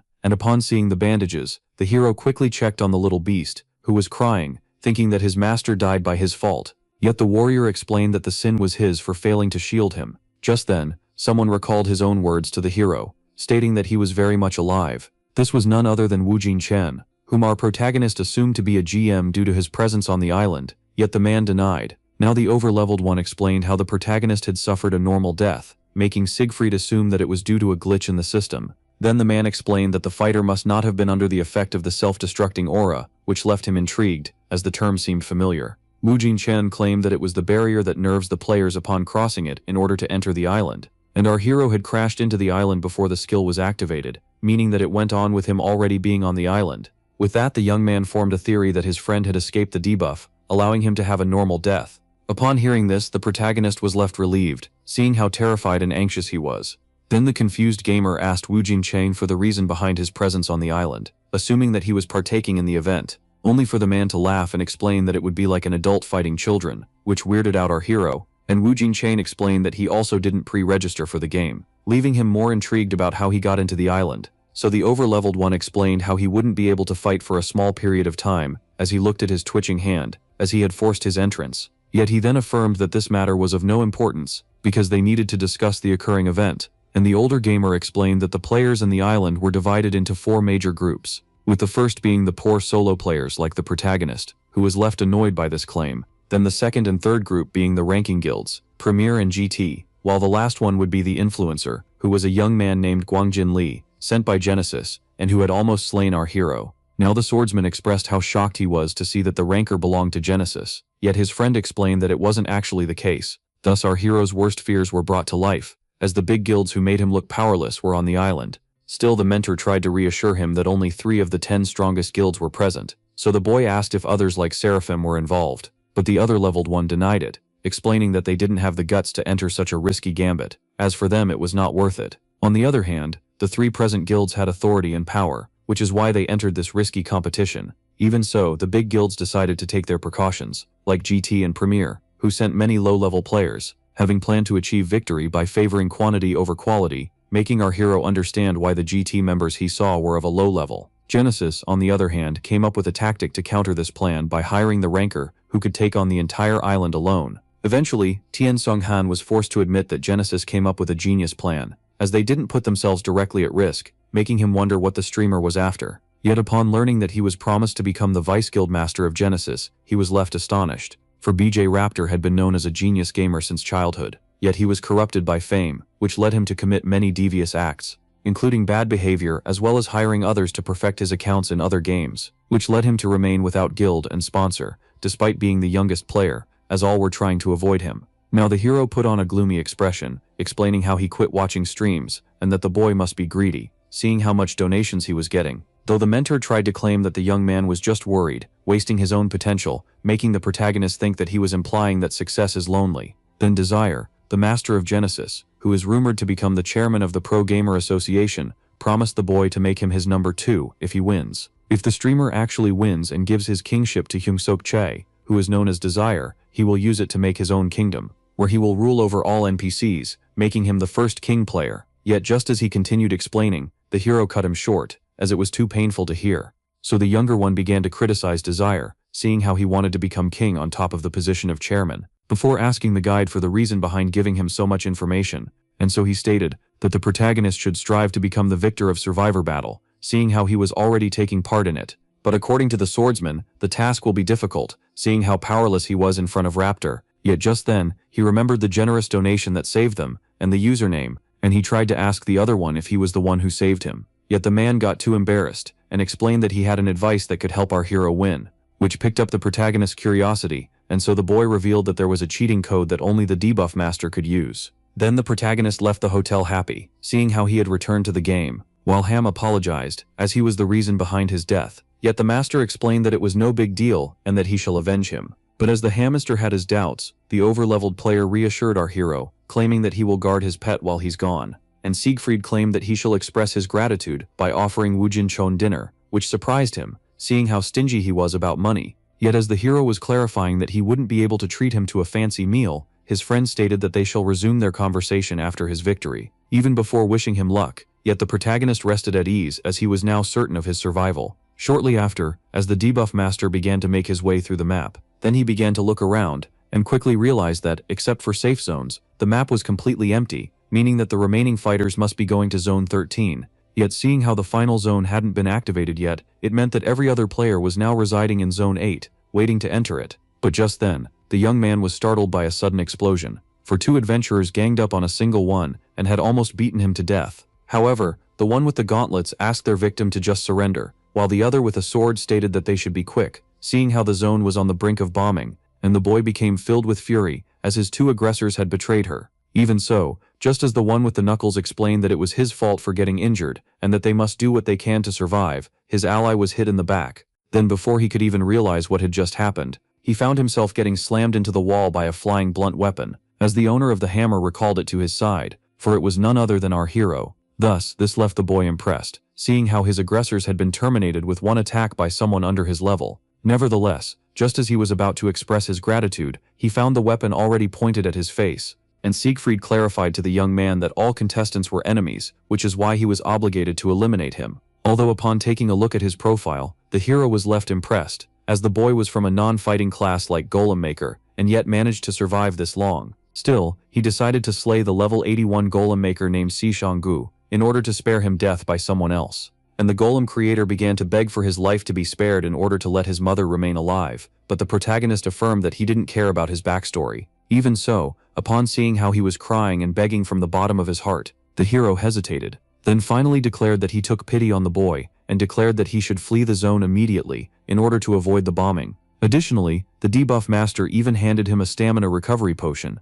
With that, Shanggu was once again left deeply grateful to the one who couldn't help but show compassion to anyone who mentions his mother. And with the end of the event about to come to an end, the hero began to hope that the advice of the over-leveled one would be as practical as expected. For the survival battle had now been going for days, with the zones 8 and 12 about to be bombed in under 60 seconds, as the final zone began to open. Then the tired streamer explained to his viewers how the game will soon be coming to an end. Yet while he was streaming and talking to his audience, someone who had seen him from the bush was left annoyed, as by seeing the loot on his feet, the hunter realized that he had killed many, yet they had to bypass him in order to access the final zone. While one of the hunters assumed they could take him on, seeing how tired he seemed, his friend agreed, as even prodigies were not invincible. And with that being said, the old man explained to the stream that they would attack all at once in order to get to safety. After witnessing the circle appearing in the sky, and the other players teaming up on him, the streamer pointed out to his audience how they must have no honor. Well, that being said, the boy decided to make his move, and rushed through the tunnel leading to Zone 13. Just like that, the players decided to chase him down while running for their lives, yet only 3 seconds remained before the bombing. So all rushed to safety, but when the counter hit 0, the players found themselves the victims of the powerful beam, such that only 2 of them managed to get to safety. However, just as one of them expressed how overjoyed he was to have survived, they were suddenly spotted by Raptor, who immediately killed them both, and after eliminating the 2 of them, the young man made his way into the final zone, thinking of how miserable those sent by GT and Premier were. Just then, he entered the portal, and was left blown away, as the last zone of the island was a snowy biome. So BJ Raptor tried to recomfort himself, claiming that the view was magnificent, and that the others hadn't arrived yet. But just as he began talking to the organizers, thinking that he has won the game, so this notified him that 2 other contestants were still alive, and just as he was about to complain about how annoying this was, then the boy was suddenly ran over by a vehicle, since the impact was so strong that it made him cough blood and crash into the snow. Therefore this greatly angered the streamer, seeing how it had almost taken his life, as it made him wonder about the one who just hit him.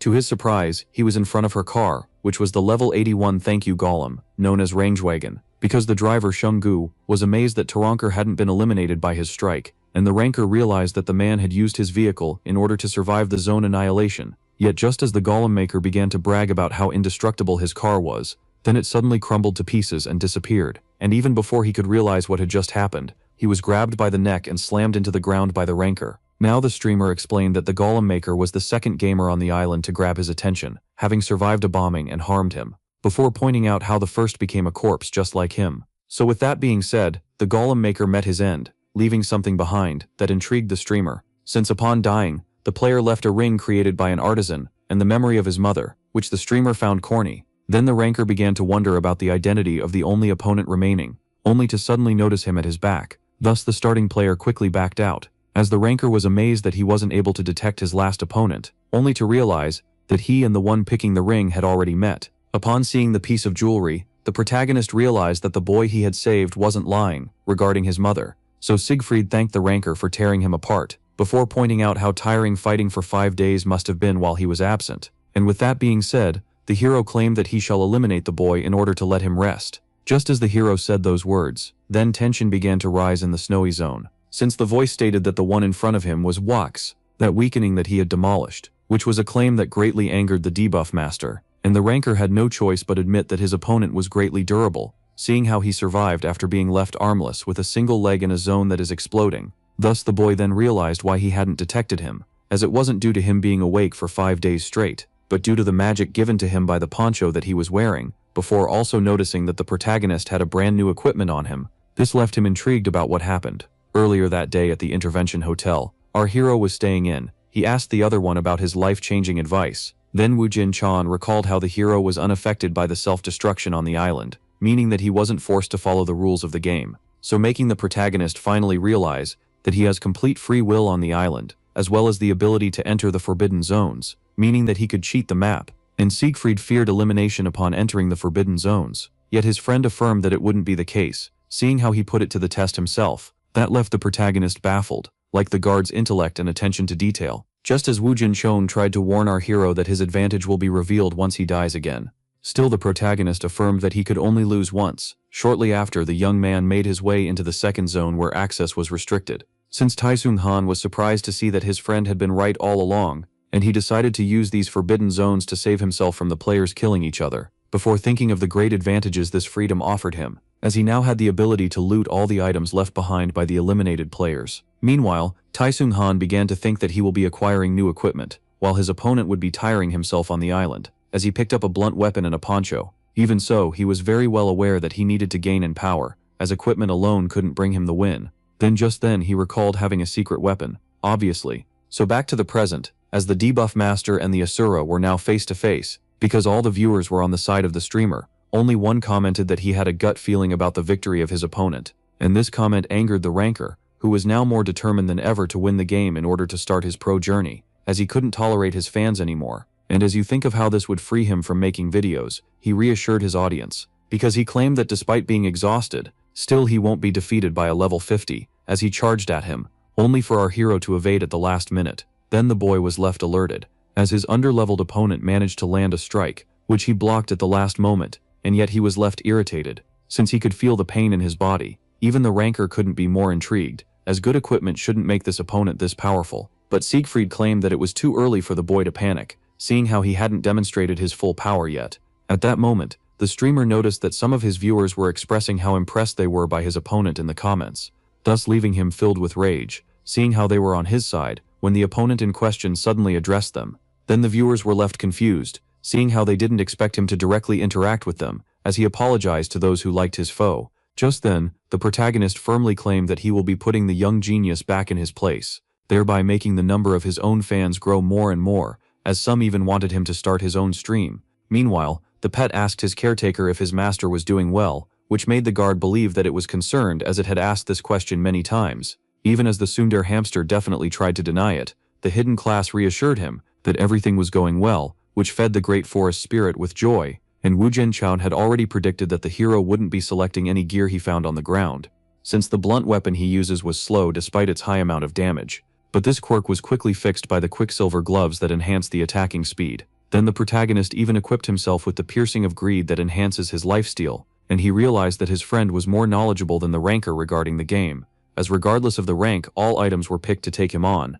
Even so, the streamer made his way through the ranks due to his astonishing reaction time, meaning that even if tired, he still had the edge over the protagonist. Meanwhile, the same hero was left intrigued, since the young genius burst out laughing upon hitting him, claiming that he was going to put him back in his place, before stating that he was just holding back against him, and upon seeing his fanbase call him out on his anger and claim that he will lose, he burst out at them. And while all of them became confused by the sudden reaction, the streamer affirmed that just because it didn't end nicely, they had no value. Then confusion was replaced with anger, as he treated them as jobless nobodies who wasted their time on streams, who should just remain silent. Thus the protagonist became baffled, as his opponent was crazier than expected, and hastily insulted his fanbase. Just then, the ranker explained that the protagonist should have entered him when he was still invisible, and that he will make him wish that he had gone for it, while the hero affirmed that he had more secret tricks to show him. So with that being said, they began their final clash, and so the two of them charged at each other, and began to go blow for blow. Yet the ranker felt uneasy despite being the strongest of the two.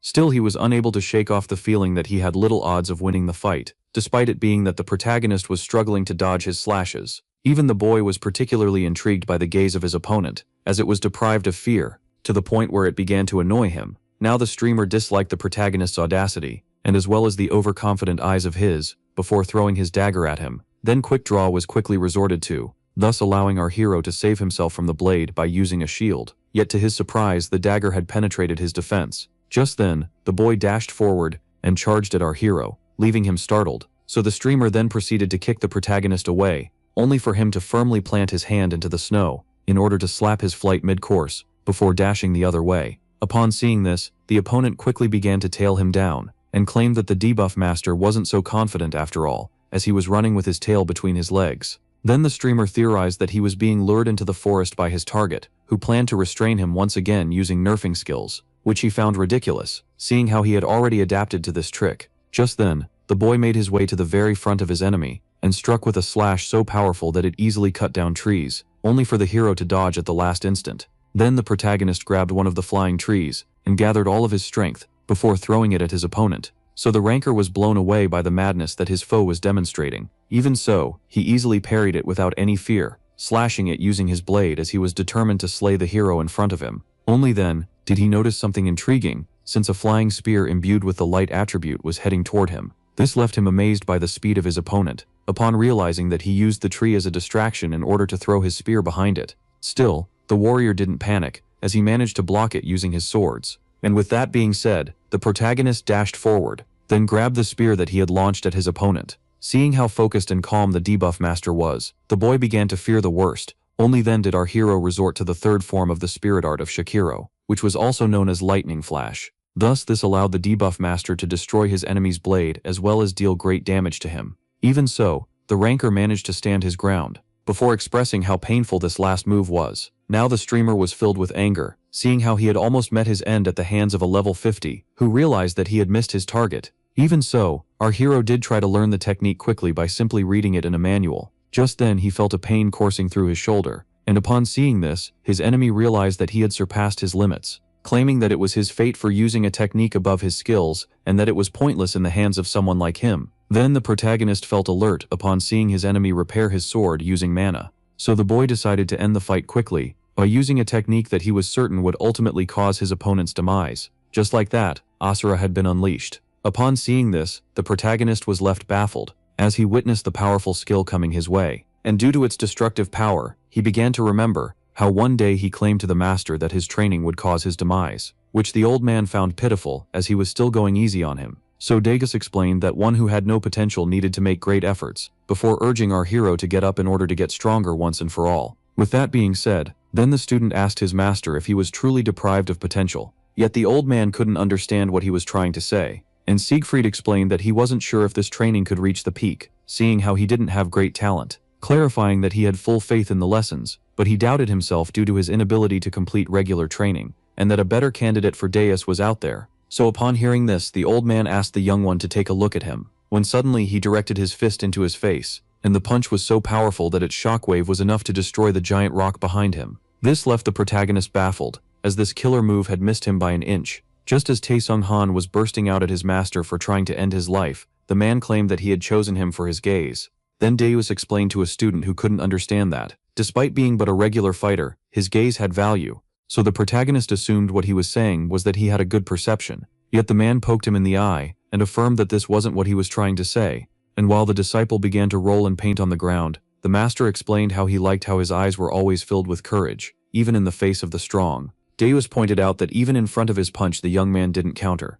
yet in reality, he didn't have enough time to process it. Then the old man affirmed that the young man would forever remain a weakling, if the rest of his body isn't worthy of his courageous gaze, and so he angrily ordered him to restart the training, as the rock had been destroyed, which baffled the protagonist, as it was the master who destroyed it. Upon recalling the past conversation he had with his master, then the young man realized that the Asura skill would never catch up to the speed of Deus' punch, and so he decided to pour his complete focus into his perception. In order to make the old man proud by dodging the first of the many slashes as he evaded the second, the protagonist dashed forward, jumping into the air and dodging slash after slash. With that being said, he made his way into a blank point in the attack, in order to reach his enemy, and finally get a hold of him. BJ Raptor was left stunned, as his opponent showcased an inhuman reaction speed, by avoiding all of his slashes, yet the protagonist affirmed that it was he who lacked speed, as he summoned his blunt weapon, before giving his opponent the final blow. And just like that, he bid farewell to the fake prodigy. With that being said, the ranker met his end, making our hero the big winner of the event.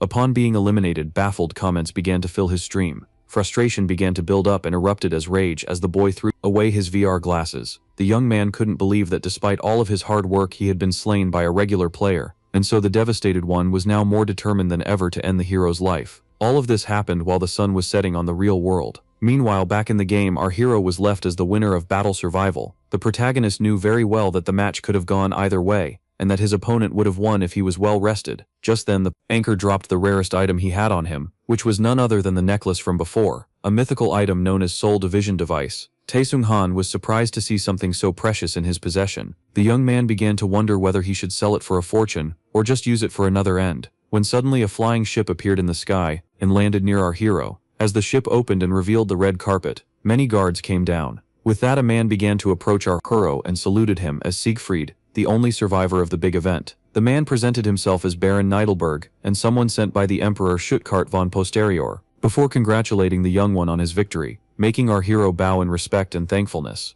With that being said, the Baron decided to transmit to the protagonist the very words of the ruler. Yeah, just as the noble began, the adventurer became lost in his thoughts, thinking of how incredible it was of him to be the victor of a big event he had joined by accident. He then gave many credits for his victory to Wu Jinchon, while wondering about the reason behind his great assistance. This slipped out our hero, which didn't escape the Baron, and yet when asked about it, the hero claimed that he was just cold, so the Baron affirmed that he would be quick. With that being said, the Emperor gave the winner of the competition the right to rule the region of Proserpine, and just like that, our hero was bestowed the name Siegfried van Verduasa. With that, his username had been changed to the one given to him by the Emperor, and he earned 3 new titles for winning the event and becoming a king. Taesung Han was left baffled, as his new title meant that he was now from the Proserpine region. The Baron congratulated the young man for being a crowned king, which the flattered one couldn't help but feel awkward about. Yet the man explained that he just needed time to adapt to his new title before asking him to get close. The new king was surprised to see the Baron asking while whispering to keep the reason behind his victory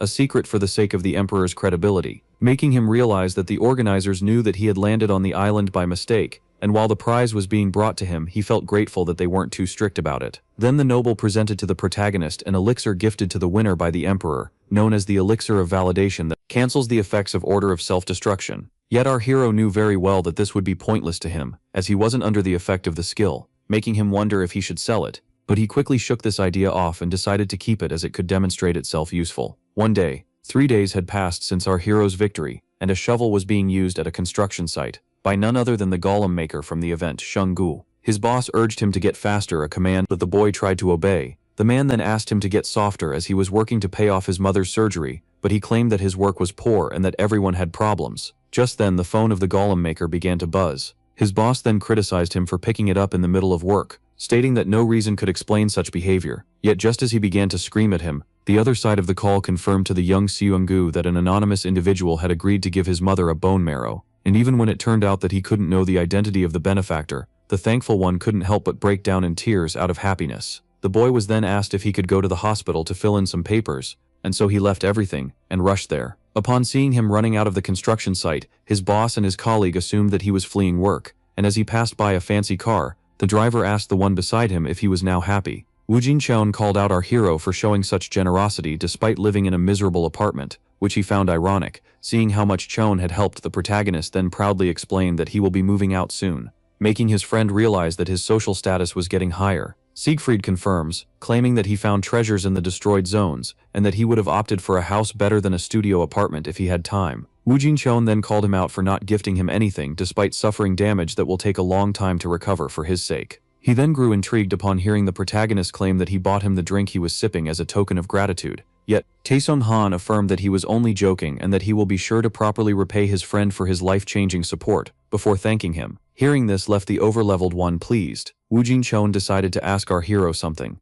making him grow curious. The guard asked the debuff master the reason behind him not using his nerving skills against the streamer. Taesung Han explained the debuff only works in the range and that his opponent wouldn't have fallen for the same trick twice. Even so, it would have weighed on his consciousness to use debuffs on someone who was already tired. With that being said, he began to wonder about the reaction of the Genesis Guild that hired the Ranker, especially their leader. Meanwhile, at the said guild's headquarters, a tense meeting was being held. The guildmaster decided to speak, recalling the words of his subordinates, claiming that the Ranker had been defeated by a level 50 gamer. One of them apologized, claiming that it was just a small mistake, yet Desire affirmed that it wasn't small as there was a 150 level gap between them. Desire then placed his hand on the man's shoulder, asking him if he was the one behind this operation, and just as he confirmed, he found himself being decapitated by the guildmaster. The man in charge then asked his terrified subordinates to bring him everything about Siegfried. He demanded to know about the one who had killed the Ranker and who had troubled his plan. The guildmaster of Genesis, known as Desire, had been angered. Sometime later, the protagonist asked the workers to be gentle with his super expensive stuff. One of the men asked the protagonist about his secret behind being able to afford such a big apartment while being so young, assuming him to be a business owner or a trader. But Taesung Han clarified that he had been making money by playing video games. The man quickly realized that the game in question was BNW, which his son also plays, and upon hearing this decided to encourage him to play it as a pro. Shortly after, the young man affirmed to the workers that he had transferred the rest of the money before bidding them farewell. Just as the 3 men left, our hero was left relieved. He then cracked a pleased smile, as he was now filled with joy, seeing how he had accomplished his dream of moving out. As early this year, he wouldn't even dare to desire owning such a fancy apartment, even if pure coincidence led him to participate in the big event. it turned out to be a happy accident, as the profit he had made from it allowed him to become debt-free as well as get a fancy apartment. This almost made him thankful towards the drunken captain who caused all of this. With that being said, our hero could now resume his search, as he sought to find Herbert's ultimate weapon. A little later, on a deserted island, located south of the continent, Ham was delighted by the weather, as it offered him a chance for vacation. Just then, someone told him to quickly follow, threatening to abandon him behind. The pet claimed that they should just enjoy their days off, yet the master affirmed that they weren't here for the pleasure of it. And while the hamster called the protagonist out for being too serious, the hero is left intrigued as it had found an outfit to its size. After the unplanned events of Survivor's battle, the hero had finally set foot on the treasure island, where the ultimate weapon of the mad blacksmith resides. Even so, the island itself feels odd as it was deprived of mana and monsters. Truth be told, the serenity of this island was almost terrifying. Siegfried was once again surprised as the inventory window appeared on its own, and suddenly the map came out as a piece of paper that the great forest for it recognized as the map of the lost treasure, and upon seeing it flying away at quick speed, the protagonist realized that he was supposed to tail it down, and so he asked his pet to hold on. Well, before launching himself at lightning speed, this kind of quick trip always annoyed the great forest spirit. After closely following the map and seeing it go inside the cave, Siegfried realized that it must be where the final weapon was hidden. He could detect a faint and mysterious scent of mana coming out of it. With that being said, he decided to leave the hamster at the entrance for his safety. Yet Ham claimed that he will guard the entrance. Shortly after, the hero was left baffled. Upon finally laying his eyes on Herbert's ultimate weapon, as the torches were suddenly lit, he realized that the small mana he had sensed was coming from the weapon. The masterpiece was a mythical type of necklace with infinite durability known as Staff of God, which was modeled after the fabled weapon of the Lord of Chaos. Its power amazed the hero as it could be launched outside the atmosphere and directed towards a target chosen by the owner, causing damage to a very wide area. But just then he realized that this power could be used once a year, which didn't sound right, seeing how it didn't resemble the blacksmith's creative genius. Even so, he decided to take it with him. Just like that, the mythical item analyzed the protagonist, and upon judging him, accepted to bond with him. Suddenly, upon grabbing the staff, the hero's surroundings suddenly changed. The baffled young man assumed that he was now inside a dungeon, when suddenly a sudden presence behind him claimed that he was the one that would take on his incomplete work.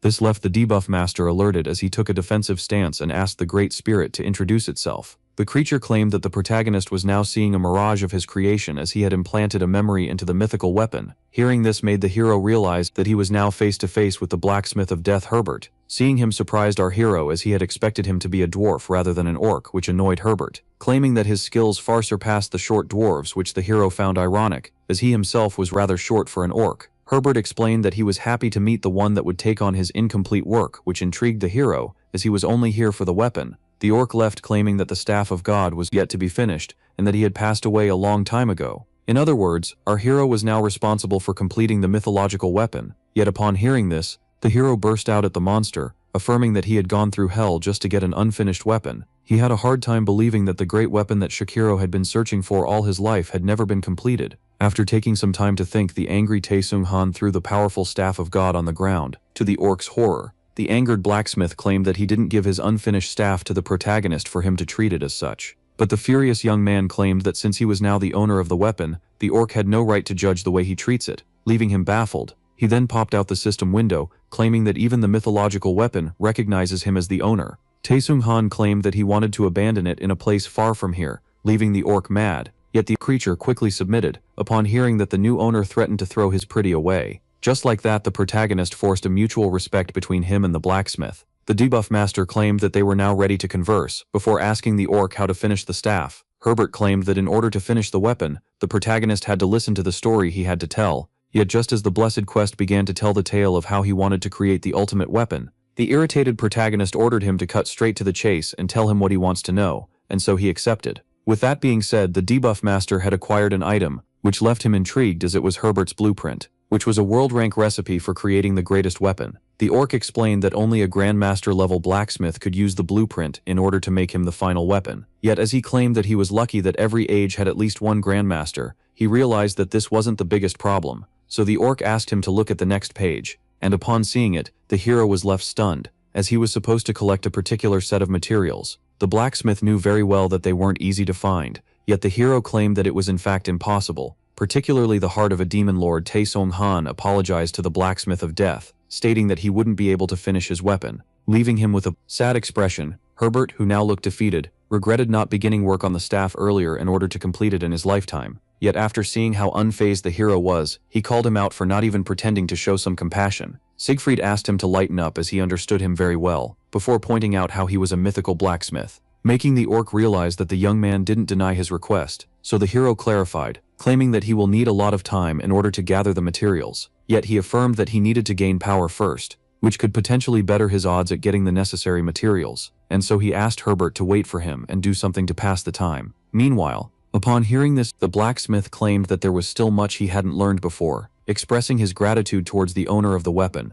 He then decided to give him another gift that would aid him in gaining more power and advancing quicker on his journey, which was the Mega Rush Elixir that increases EXP by 70% for 7 days. Yet good records have to be infused without progress. He also offered him his name template that would allow him to buy any item for half its value at the Beamerlian head store, which pleased our hero. With that being said, the legendary blacksmith wished for the young man to grow more powerful quickly in order to realize his dream. Tai Sung-han thanked him, claiming that he will do his best. Meanwhile, outside the cave, the bored spirit waited for his master to come back. Yet just as he got out of the cave, the hamster began to complain about the long wait. The Him then asked him if he had gotten the legendary weapon. The hero confirmed, explaining that it needed to be completed. With that matter being settled, our hero was now free to farm the EXP he had lost once again, which annoyed the hamster as it wasn't amusing. But just then the hero received a notification, which left him annoyed as it made him remember a certain problem. Siegfried was tasked with going to his new kingdom, where his new subjects awaited his arrival in order to become their first king.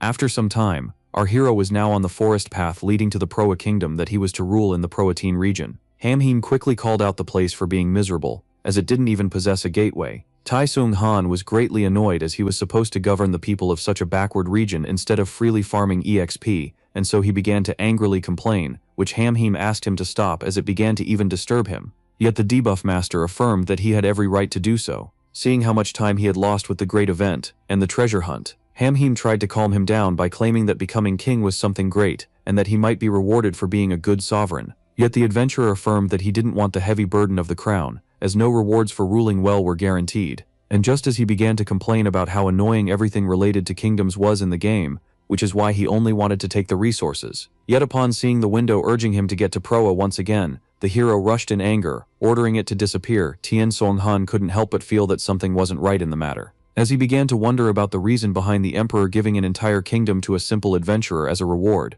the pet was then left confused, as his master began to eye him in another way, was then offended as his master called him out for getting heavier, making him claim that he worked out regularly. Since the hamster is only seen eating, he claimed that it was big enough to walk on its own, yet the pet refused to leave the comfy shoulder. When suddenly they heard a scream, the great forest spirit recognized it to be the voice of a nearby magnificent girl in danger, and as it urged its master to go check the matter, the boy began to think of how it must be a bad sign for such a problem to occur at the entrance of his domain. At the same time, one of the goons told the girl that she should have just complied, while the other estimated that she would fetch them 1,000 gold coins. The terrified blonde girl with the pointy ears begged to be spared, so the kidnappers stated that they won't eliminate a fine product like her. The pointy ears began to cry as they grabbed her by her hair, trying to take her away. Just then, as the man enjoyed her suffering, our hero resorted to quick draw in order to summon the fist of the golem and smack the aggressor away. Just like that, the player known as Darmine Dong, Iron Axe, had been eliminated. His friend was astonished upon seeing his ally getting defeated with one single strike,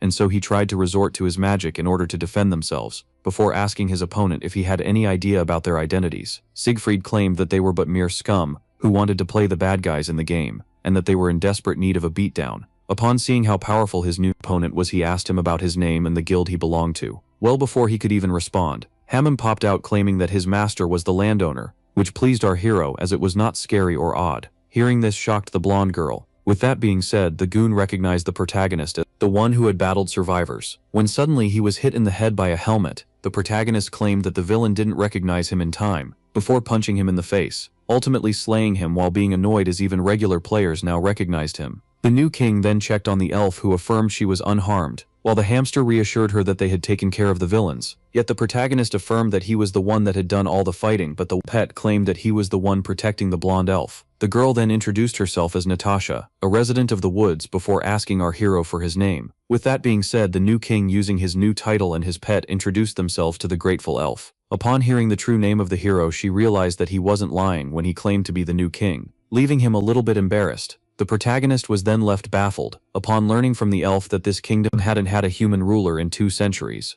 Natasha explained that Protein had many problems, and that many humans tried to kidnap her before, and that some even had taken her elven friends and family. Upon hearing this, the hero thought for a while and took pity, and so he decided to escort the girl safely to her house. And while she tried to humbly deny his kindness, he insisted, claiming that he wanted to hear her story. The king wanted to know more about his new domain. Shortly after, the girl thanked the new ruler for going this far with her, claiming that from here on she can walk alone, yet he wanted to escort her further, and she affirmed that there was no need as her village was nearby. The boy was then left confused as the elf asked him to give her his hand. With that being said, he received a gift that left him intrigued, as this was something given to Natasha by her late mother. This was the unique rank ring, known as Floral Ring of Maternal Love, that disappears after restoring the low health bar of the wielder to the fullest. Upon seeing this, the hero immediately refused, claiming that he didn't need it, as he can come back to life seeing how he was from the other world. Yet the elf claimed that things were different for the NPCs, and that this was a gift from her late mother. The girl explained that on her deathbed, her mother asked her to generously repay any kindness, and seeing how the man had saved her life, she gave him this keepsake as a token of thankfulness, leaving him no choice but to accept it.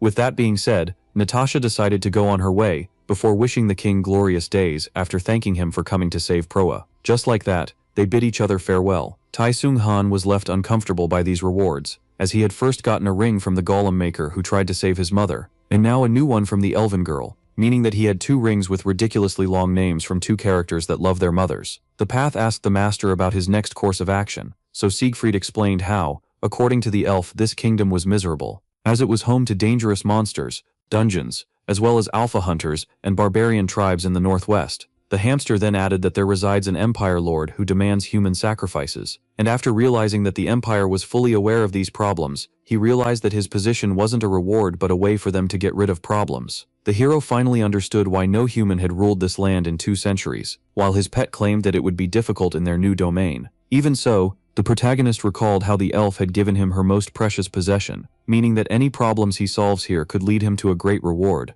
and as the hamster agreed, the master finally made up his mind. The protagonist was now determined to try becoming the best ruler there is, which was a mentality that pleased the great forest spirit. A little later, at the gates of the Kasin castle inside our hero's new kingdom, one of the guards pointed out how boring this day was, and so he asked his friend if he had anything to tell him, yet he stated that he didn't, as he was placed here as well. Yet just as the both of them decided to take a nap, not a soul was coming from the outside. One of them suddenly spotted an outsider approaching, which was none other than our hero, who was feeling uncomfortable. The 2 of them readied their weapons and asked him to state his name. The protagonist shyly thanked the 2 guards for their work, before revealing himself as the new king of this domain. The 2 men assumed that they didn't hear him well, so our hero affirmed once again that he was their new king, before introducing himself as Siegfried von Proa. Upon hearing this, the 2 men were left speechless, and after some time they burst out laughing, claiming that the one in front of them must be a crazy one, seeing how a ruler would never wear such poor outfits. Hum tried to defend his master, claiming that he was truly their new king, despite looking like a homeless beggar, which sounded more like an insult to him. The 2 guards immediately began to mock the hamster, calling it a fat mouse that thinks itself to be adorable. With that, the hero affirmed once again his position, explaining that he had won an event where the reward was to be appointed king by the emperor,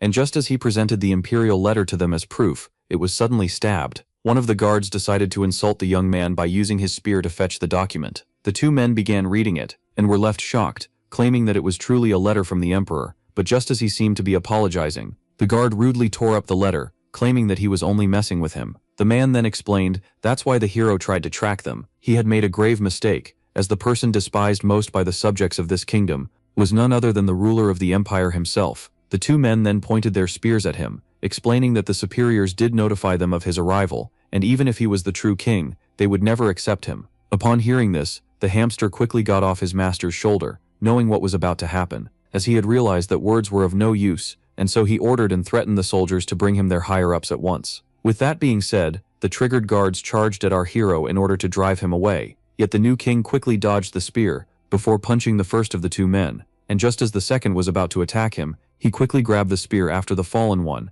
and used it to channel his lightning spur. The attack was so strong that it shattered the gate the 2 men were guarding. The guard was left baffled as the hero explained that despite not wanting to harm his subjects, he had no choice but to do so, as he had been attacked first. With that being said, the new ruler decided to establish order in his new kingdom. Chaos began to rise inside the walls of the castle. The guards charged ahead in order to arrest the outsider. As the debuff master attacked anyone close to him, the guards were doing their best in order to take him down. The hero then called them out for their weakness, claiming that it was the reason behind all the problems of this country. The red-headed man couldn't believe his eyes, assuming that the adventurer in front of him must be attacking the castle due to them wronging him in the past. One of the subordinates of the man named Roran claimed that the intruder could wipe them out before they could become able to neutralize him, and so the red-haired man asked for the protagonist to be eliminated, using any means necessary. No matter what. With that being said, all guards charged at the new king at once. Upon seeing that they were now motivated, the hero assumed that he should just use a debuff skill in order to eliminate them all at once. When suddenly a knight rushed in and delivered a powerful slash that separated the charging guards from the protagonist. Taesung Han was left baffled as this attack would have been enough to eliminate him, and so he quickly assumed that the lady who was angry at him for attacking the vessel was a captain. This was the level 101 NPC, known as Oscar, Deputy Commander-in-Chief of the Army, as well as commander of the 1st Mountain and 2nd Artillery Battalions. Oscar claimed that the intruder shall be punished for attacking their nation. Before asking him to brace himself, Taesung Han realized that this opponent was far stronger than any other guard, which piqued the hero's curiosity and made him wonder whether he should reveal himself or let it be. When suddenly the hamster decided to speak up, screaming that they had no right to judge them for their actions. As they were attacked first, the lady felt shocked by seeing the cute creature. Even so, Roran affirmed to the lady that they shouldn't trust them, seeing how they were clearly the ones who destroyed the gate and attacked the soldiers. Upon hearing that the man considered them as outsiders, the protagonist began to think that he should eliminate him first. Taesung Han explained that the emperor made him king of these lands, yet the guards at the entrance didn't believe a word he said and made fun of him. Thus he was just acting in self-defense, which the pet confirmed.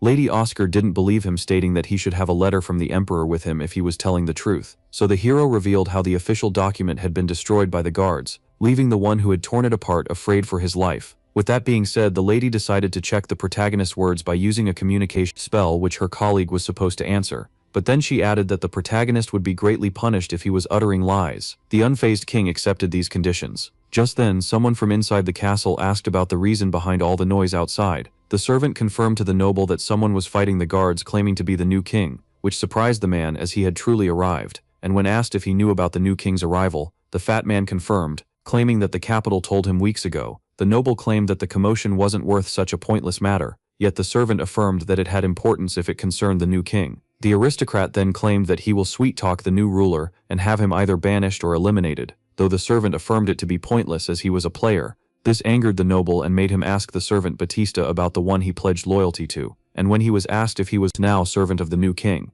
the man got scared and affirmed with the noble that he would only serve him the fat one, then had a hard time climbing the stairs, as he affirmed to Batista that this country didn't need any new king, as its rightful ruler was none other than him, Count Bourbon, a lord of Proa. With that, the count asked for the presence of the hunters that same night, as he had a new target for them. Shortly after, Lady Oscar bowed before her new king. Her and the rest of the guards were on their knees in front of the protagonist. Roran quickly asked his new majesty to overlook his insolence, while the lady claimed that she will accept any punishment he deems right. With that being said, the hero affirmed that they should have trusted his words from the start, while the angry hamster called them out for bowing. Now, after trying to kill him, and while he affirmed that and they disgusted him, the hero realized that the pet had been losing cuteness, yet to the hamster's shock, the master decided to forgive the guards for their insolence. Thus the man thanked him. Ronan was particularly thankful for this mercy, yet the hero had his terms. He wanted the two guys who made fun of him to ask for his forgiveness in public. By dancing naked in the middle of the city, Ham decided to add to this punishment, by stating that Ronan should also partake in it as well, by dancing naked between the two of them, leaving him baffled. With that being said, the hero decided to make his way into the castle,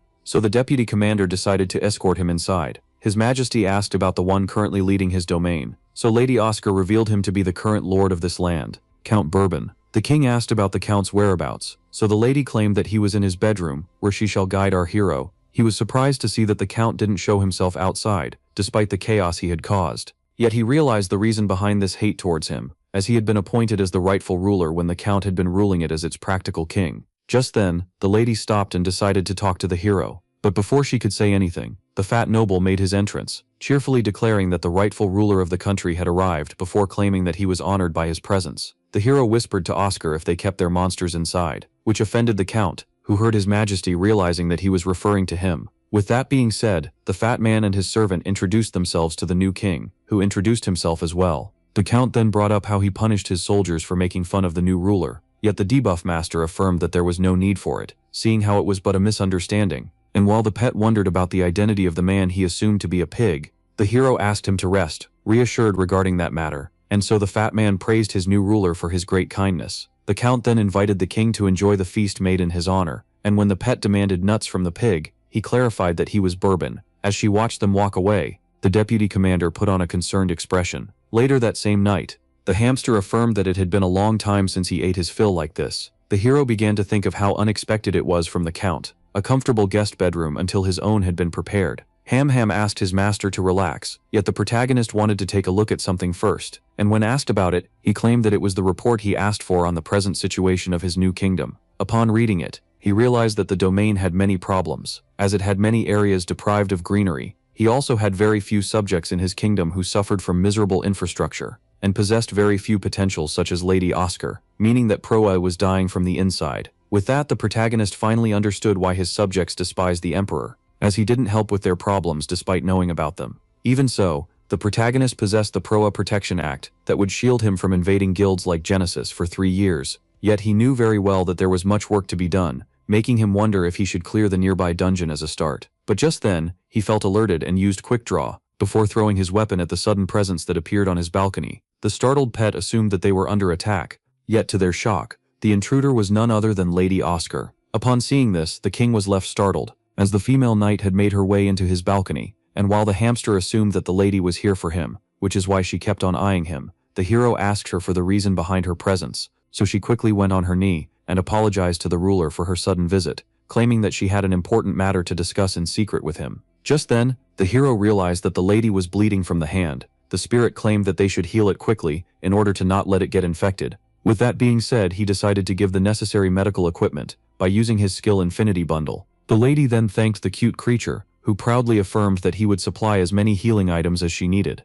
Taesung Han claimed that the lady must be in great pain, but as she explained how knights were used to such wounds, she was stung by pain, so the hero affirmed that everyone suffers, even the mightiest of humans. As he arrived with a bandage, he asked her about the important matter that she only judged twice to bring up this late at night. After some hesitation, Oscar asked Siegfried if he truly wanted to become their ruler, which she didn't quite understand, and so she humbly explained how one needs the determination to rule this land, which is why it had been deprived of a king for 2 centuries. Oscar then advised the man to rid himself of his title if he wasn't serious about it. After some time, the hero apologized for breaking up the seriousness and asked the knight for the reason why she was holding his hamster, which she couldn't explain, so the pet claimed that she had fallen for his cuteness. With that being said, despite knowing that her next comment would be rude, she claimed that the ruler must be aware of how serious the situation is. With that, the debuff master affirmed to the knight that he understands the reason behind her worries, and so he reassured her that he will do everything in his power in order to rule his new domain. Well, before formally swearing it,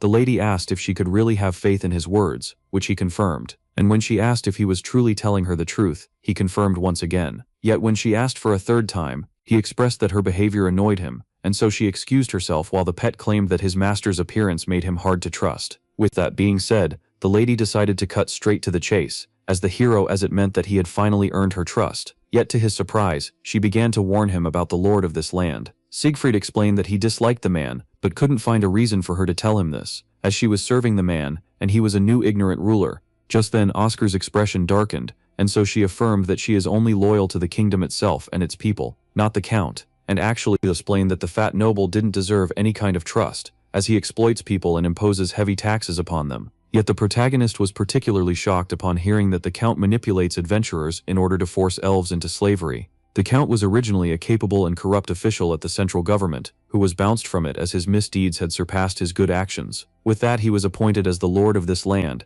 and sought to strengthen his power and authority by working with the elf hunters, with the terms being simple as the hunters would slay any elf near the castle in exchange for the count's blind eye regarding their crimes. Recently, the man even began to give the hunters a share of the tax, claiming it to be for the sake of maintaining order. The fat noble would even regularly send 10 of the kingdom's subjects as a sacrifice to the vampire lord, claiming it to be necessary to avoid its wrath. And while the hero realized that the lord of his kingdom is more corrupted than he had anticipated, the hamster was left angered by his malice. Oscar was then left shocked as the hero affirmed that he will eliminate the evil count in order to rid himself of the root of many problems. So the lady explained that despite being a despicable ruler, he had somewhat of a good reputation, claiming that taking him out would greatly anger the courtiers and the populace. So the hero asked her if she truly believed that someone who offers his own as tributes to vampires was really the one holding the kingdom from falling apart. The lady tried to clarify herself, while the hero knew very well that she wanted him to start slowly, yet he affirmed that he usually attacks first, then reflects on his actions.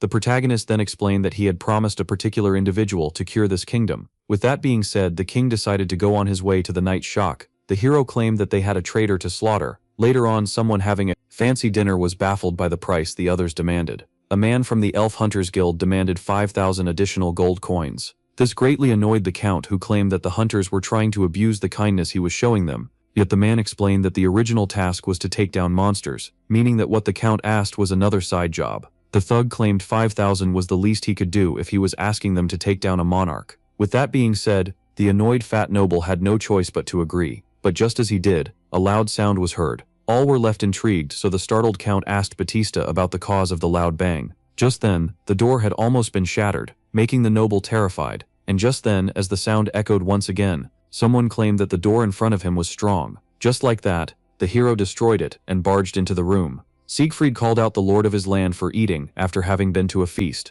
The count was shocked to see his king arrive. Taesung Han claimed that the man's servant who asked him to flee was very loyal, seeing how he tried to forbid him from entering by giving many excuses, before stating how funny it was to catch the man in the middle of his deal to take his life. Yet as the man claimed that this was a misunderstanding, the hero took a menacing tone, claiming that he just wanted to converse with the traitor. He then dropped the servant on the ground, in order to have his supposed conversation with the noble. The man wanted to clarify himself, which greatly amused the protagonist, as he was going to try to explain himself meeting the Elf Hunter Guild in the middle of his own castle. The count claimed that they were all friends, but the hunter asked him to drop the act as they had been discovered. He then asked his business partner if the protagonist was truly their target in a mocking tone, claiming that he wasn't but a kid. This greatly angered the hero, who ordered him to stay silent, claiming that the adults were having a conversation. The criminal tried to burst out at him, only to be met by a golem fist in the face. Upon seeing this, his henchmen were left baffled. The king then asked the traitor to approach him. He demanded it be done at once, as he took on a menacing tone, but the coward claimed that there was no need, as they were close enough,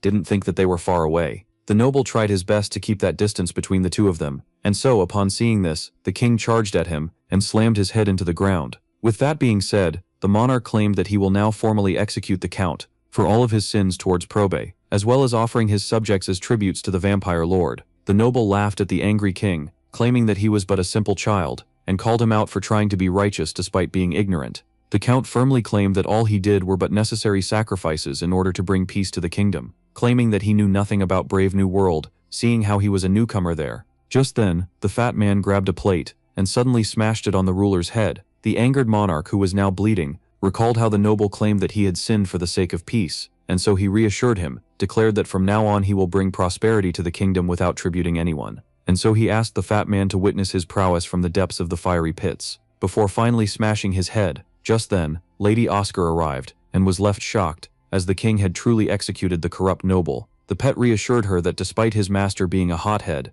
he always had a strategy in mind, yet even so, he himself wasn't certain of those words. Ham then claimed that the protagonist always keeps his promises, which made him sound even less trustworthy to the lady. He actually decided to shake off any doubts, thinking that she must showcase her loyalty to the new king who killed the count due to his faith in her. Yet as she began to think of her duty, a spear was launched at her, and so she dashed forward and broke it with a single kick. But as the knight apologized for arriving late, her face began to blush upon hearing the master praise her for her magnificent kick, so she explained how she had forgotten her weapon. So the protagonist decided to give her his greatsword, claiming that she must have the ability to wield it. The hero then reminded her that he shall only be doing daring steps from now on. Oscar knew very well what he meant. Siegfried explained that they should take care of the hunters first, as he despised having such disgusting creatures in his home, and so the lady grabbed the greatsword, in order to obey her king. With that being said, the deputy commander had been ordered to execute the intruders. Oscar concentrated her mana before, finally lanced with her spoiler and unleashing her power, and showering her two targets with slashes at a devastating speed.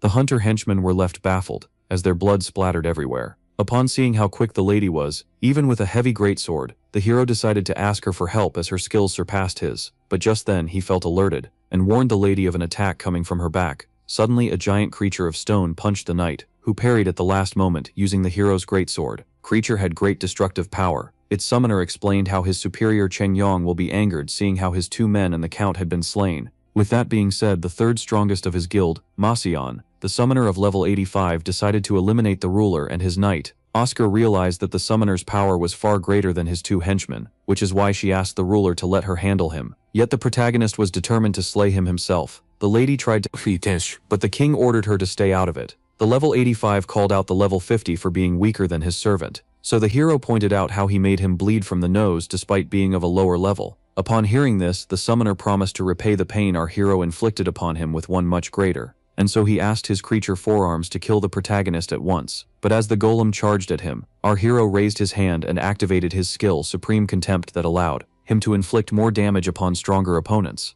With this skill being activated, the hero took advantage of the fact that he was 35 levels lower than the monster, in order to demolish him with a single punch. Upon seeing this, the summoner was left astonished, as his powerful creature had fallen in front of one attack, delivered by a mere level 50 beginner. Siegfried affirmed that the summoner will receive the same fate as the summoned, filling him with fear. And just like that, atrocious screams of pain were heard from inside the castle. Non-playable characters were different from players, as they didn't possess the rune of transcendence that allowed them to comprehend or see levels, yet they could still grasp one's power by feeling the amount of mana he possesses, which explained why the lady looked baffled. Oscar couldn't believe her eyes, as her king had taken down an adventurer far stronger than him in a single blow, making her assume that there was a problem with her senses. The power of the protagonist was so great that she couldn't even sense it right. Suddenly she found herself blushing as her liege came in to check on her, and while she affirmed that she was unharmed, the man explained that it doesn't seem to be the case. The flustered lady demanded an explanation, so he showed her her bleeding hand, claiming that her injury had reopened upon parrying the attack of the golem. And while the embarrassed knight demanded the hamster's bandages, the pet called out his master for failing to protect her, which surprised the hero. The knight explained that it was her job to protect the king, before pointing out how she was only causing him to worry now, and just as she checked if any other enemy was outside, the hero decided to give her another task. To her shock, she was ordered to bring all the members of the council to the throne room for a meeting. The protagonist was too deep into this matter, and decided to see it through to the end. Later on, as a crowd formed itself into the throne room, the members began to discuss how it was that they were summoned for a conference this deep into the night, as it hadn't been a day since the ruler arrived. The man claimed that the hero, who was overjoyed by becoming king, must be doing this in order to assert dominance, seeing how he was a young adventurer, and while his colleagues stated that they should go along with it, he began to wonder about the whereabouts of the count. Just then the door had been opened. New ruler of the kingdom had made his entrance. All were surprised, as the young king was injured and covered in blood. This caused him to be the subject of the quiet whispers of the crowd, wishing him to not be a bad ruler. With that, the hero began to remember how his master had taught him the very basics on how to recognize someone powerful from their appearance, claiming that he would walk with courage and straight shoulders and tight abdomen with burning eyes and relaxed face, told his student to always remember to walk with certainty and strength. Suddenly the system window popped up. Has acquired a new quest known as Sit on the Throne, which was exclusive to rulers and that consisted of taking seat on the throne in order to give a skill to the royal title. Upon seeing this, the hero realized that it had something to do with his status as the new king of Protein, which was a legendary title with no special effect. The protagonist assumed that the best thing about the title was just its name, hoping that the powers the title would get would be somewhat decent, and so he sat on the throne, allowing him to complete the quest. When suddenly Force of the Lord had been triggered, and his title of ruler had gained new powers that only worked in his domain, that increased his EXP farming, as well as giving him 10 levels, as well as additional levels depending on his own. Upon seeing this, the hero was left amazed as he had gained the ability to jump levels without doing anything. Just then, the system alerted him of effects of Force of the Lord that could cause a power excess, yet the hero was quite understanding, hoping that it wouldn't be some kind of burden that comes with the crown. Suddenly, he felt a great pain coursing through his body as his level began to increase. As he kept on leveling up, Taesung Han cursed the company responsible for the game for making things so difficult. Even so, he decided to take on the pain, as in front of the lake of purification that he had bathed in during his training. This pain was nothing. Just then, the protagonist reached level 60, and as everyone was astonished, looking in disbelief except the pet, who admired the show, the king emerged. All-powerful Siegfried felt stronger than ever before, to the point where he assumed that such power would make his body explode. This allowed him to gain a new skill, but just as he was about to unveil it, thinking that it had something to do with nothing once again, someone was left amazed upon witnessing the force of the Lord. All were left baffled, thinking that this power wasn't but a fable. Taesung Han was surprised as he didn't expect the force of the Lord to be something so extraordinary. Ham asked the lady for an explanation, that it is a spell cast by the ancient mages, and that according to legend, it would strengthen anyone with a harsh land to rule, meaning that the domain of the kingdom had accepted the hero as its first rightful king. the hero was a little bit embarrassed as Oscar congratulated him for becoming the true lord, and his faithful companion proposed to throw in a party. Meanwhile, upon watching from afar, the royal historiographer was amazed by the fact that Promin had finally gained a true ruler, and so he decided to write it down in history. With that, the blonde man began to write a poem about Siegfried, the true ruler of this kingdom, who had been crowned by the force of the Lord. A little later, the hero, who had regained his clothes, stated that he was happy to meet them all before introducing himself, and explaining how he was designated as the new king of this kingdom, before presenting his excuses for summoning them at this hour. Yet the members of the council were happy to claim that they were all at his service, and that there was no need for apologies. Upon seeing their reactions,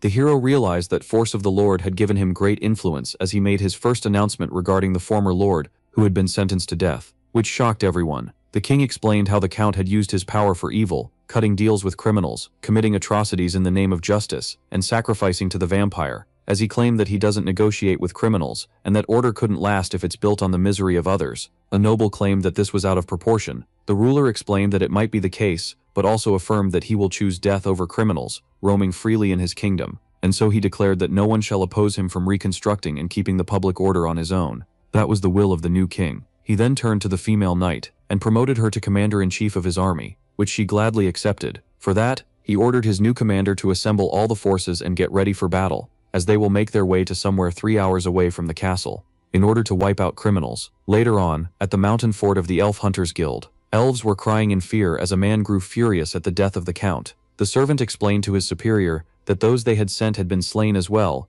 making the boss affirm that the only propon able to do so was Oscar. The level 100 guildmaster of the Elf Hunter Guild, Chonrong, realized that the female knight must have pledged loyalty to the new king and eliminated the count. With that being said, the subordinate asked his boss for orders, as the demand had been increasing, so he ordered him to tell the merchants to sell all the slaves, as well as hire some hitmen, seeing how they now needed to invade the kingdom, as the count had been slain. When suddenly a great explosion occurred, the guildmaster quickly rushed out to see what was happening, and couldn't believe his own 2 eyes. As the Propon army was assaulting his fort, the soldiers were doing their best in order to kill the elf hunters. Meanwhile, the king watched from afar with the commander, who affirmed that the surprise attack was successful. The ruler explained in terms the NPC could understand that most players were currently offline, and that they must have terrified them all, before pointing out the soldiers' good fighting skills. So the lady explained how training in the barren lands had helped those who fight barbarians regularly, as Oscar affirmed that their forces were much stronger than other domains. The hero had a hard time believing her, seeing how easily he took them on. Just then, the elf hunters decided to fight, seeing how they could respond while their opponents couldn't, and seeing how they had better equipment. The players were now more motivated than ever to slay the non-playable characters. The hero then pointed out how the commander had jinxed the army, so she had no choice but to confess that they lacked gear and skill, and so she drew out her sword, claiming that she shall descend on the battlefield in order to assist them. Yet the hero asked her to let the man handle this problem alone. Oscar was shocked, seeing how even if they won the battle, they would suffer great losses. So the protagonist explained that even if his army was still too weak, he could assist them in winning the battle, by using Zone of Mortality and Zone of Reality in order to reduce the enemy's defenses and nerf their stamina and mana. The players were left astonished as they had suddenly lost their strength. The hunters realized that they should evade instead of parrying, as one hit was enough to take them out. One of the men quickly realized that they were in the range of a debuff skill, and so he asked the others to flee as soon as possible. This left the ruler disappointed, as he could have gotten experience if the hunters were monsters, while Oscar asked him about the mechanism of his skill. According to the protagonist, this was something that his master taught him in order to deprive the enemy of his strength. He then explained that their forces could now easily win without losing anyone, seeing how they had become stronger than the enemy army. Oscar expressed how amazed she was by the genius of the king, who claimed that this was the reason for him stopping her from entering the battle. Just then, the leader of the enemy entered the battle, which was none other than the guild master himself. Swinging his giant attacks with each strike, many of the guards were blown away.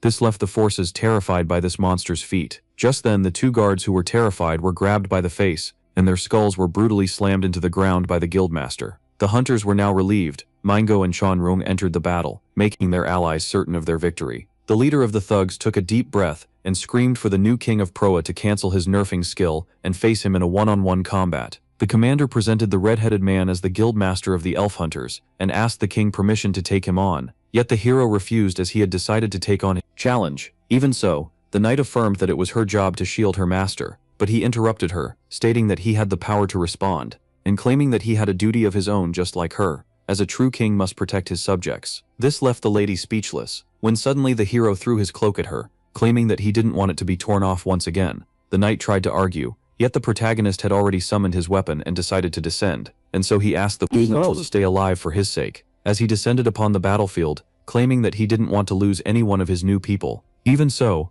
Oscar was still concerned for her king's safety. Afterward we see the leader of the hunters annoyed that the king and the commander had fled without the army, but just then the subordinate alerted him of something approaching. This shocked the guildmaster, as they quickly realized the identity of this new attacker, seeing how it wasn't the knight commander. With that, the king decided to use his lightning spear, making it bounce between the hunters in order to target their boss, as the subordinates warned him about it. But the leader of the hunters affirmed that he had nothing to be afraid of, as he reflected the blunt weapon using his giant axe. The protagonist quickly grabbed it, before using divine attributions, in order to deliver a powerful strike that the criminal blocked using his giant weapon once again. The king praised the man for standing strong, yet the bandit boss had lost control of his limbs due to the electrical power. Just like that, he was hit and smacked into the ground to a subordinate's horror. The hero then recalled how the guildmaster wanted to see who was the true leader between the two of them. This startled the hunter, as the protagonist declared with an amazing tone that he shall inflict upon him a great beatdown. With that, all eyes were laid upon the fight of the leaders. The king asked his troops to stand back,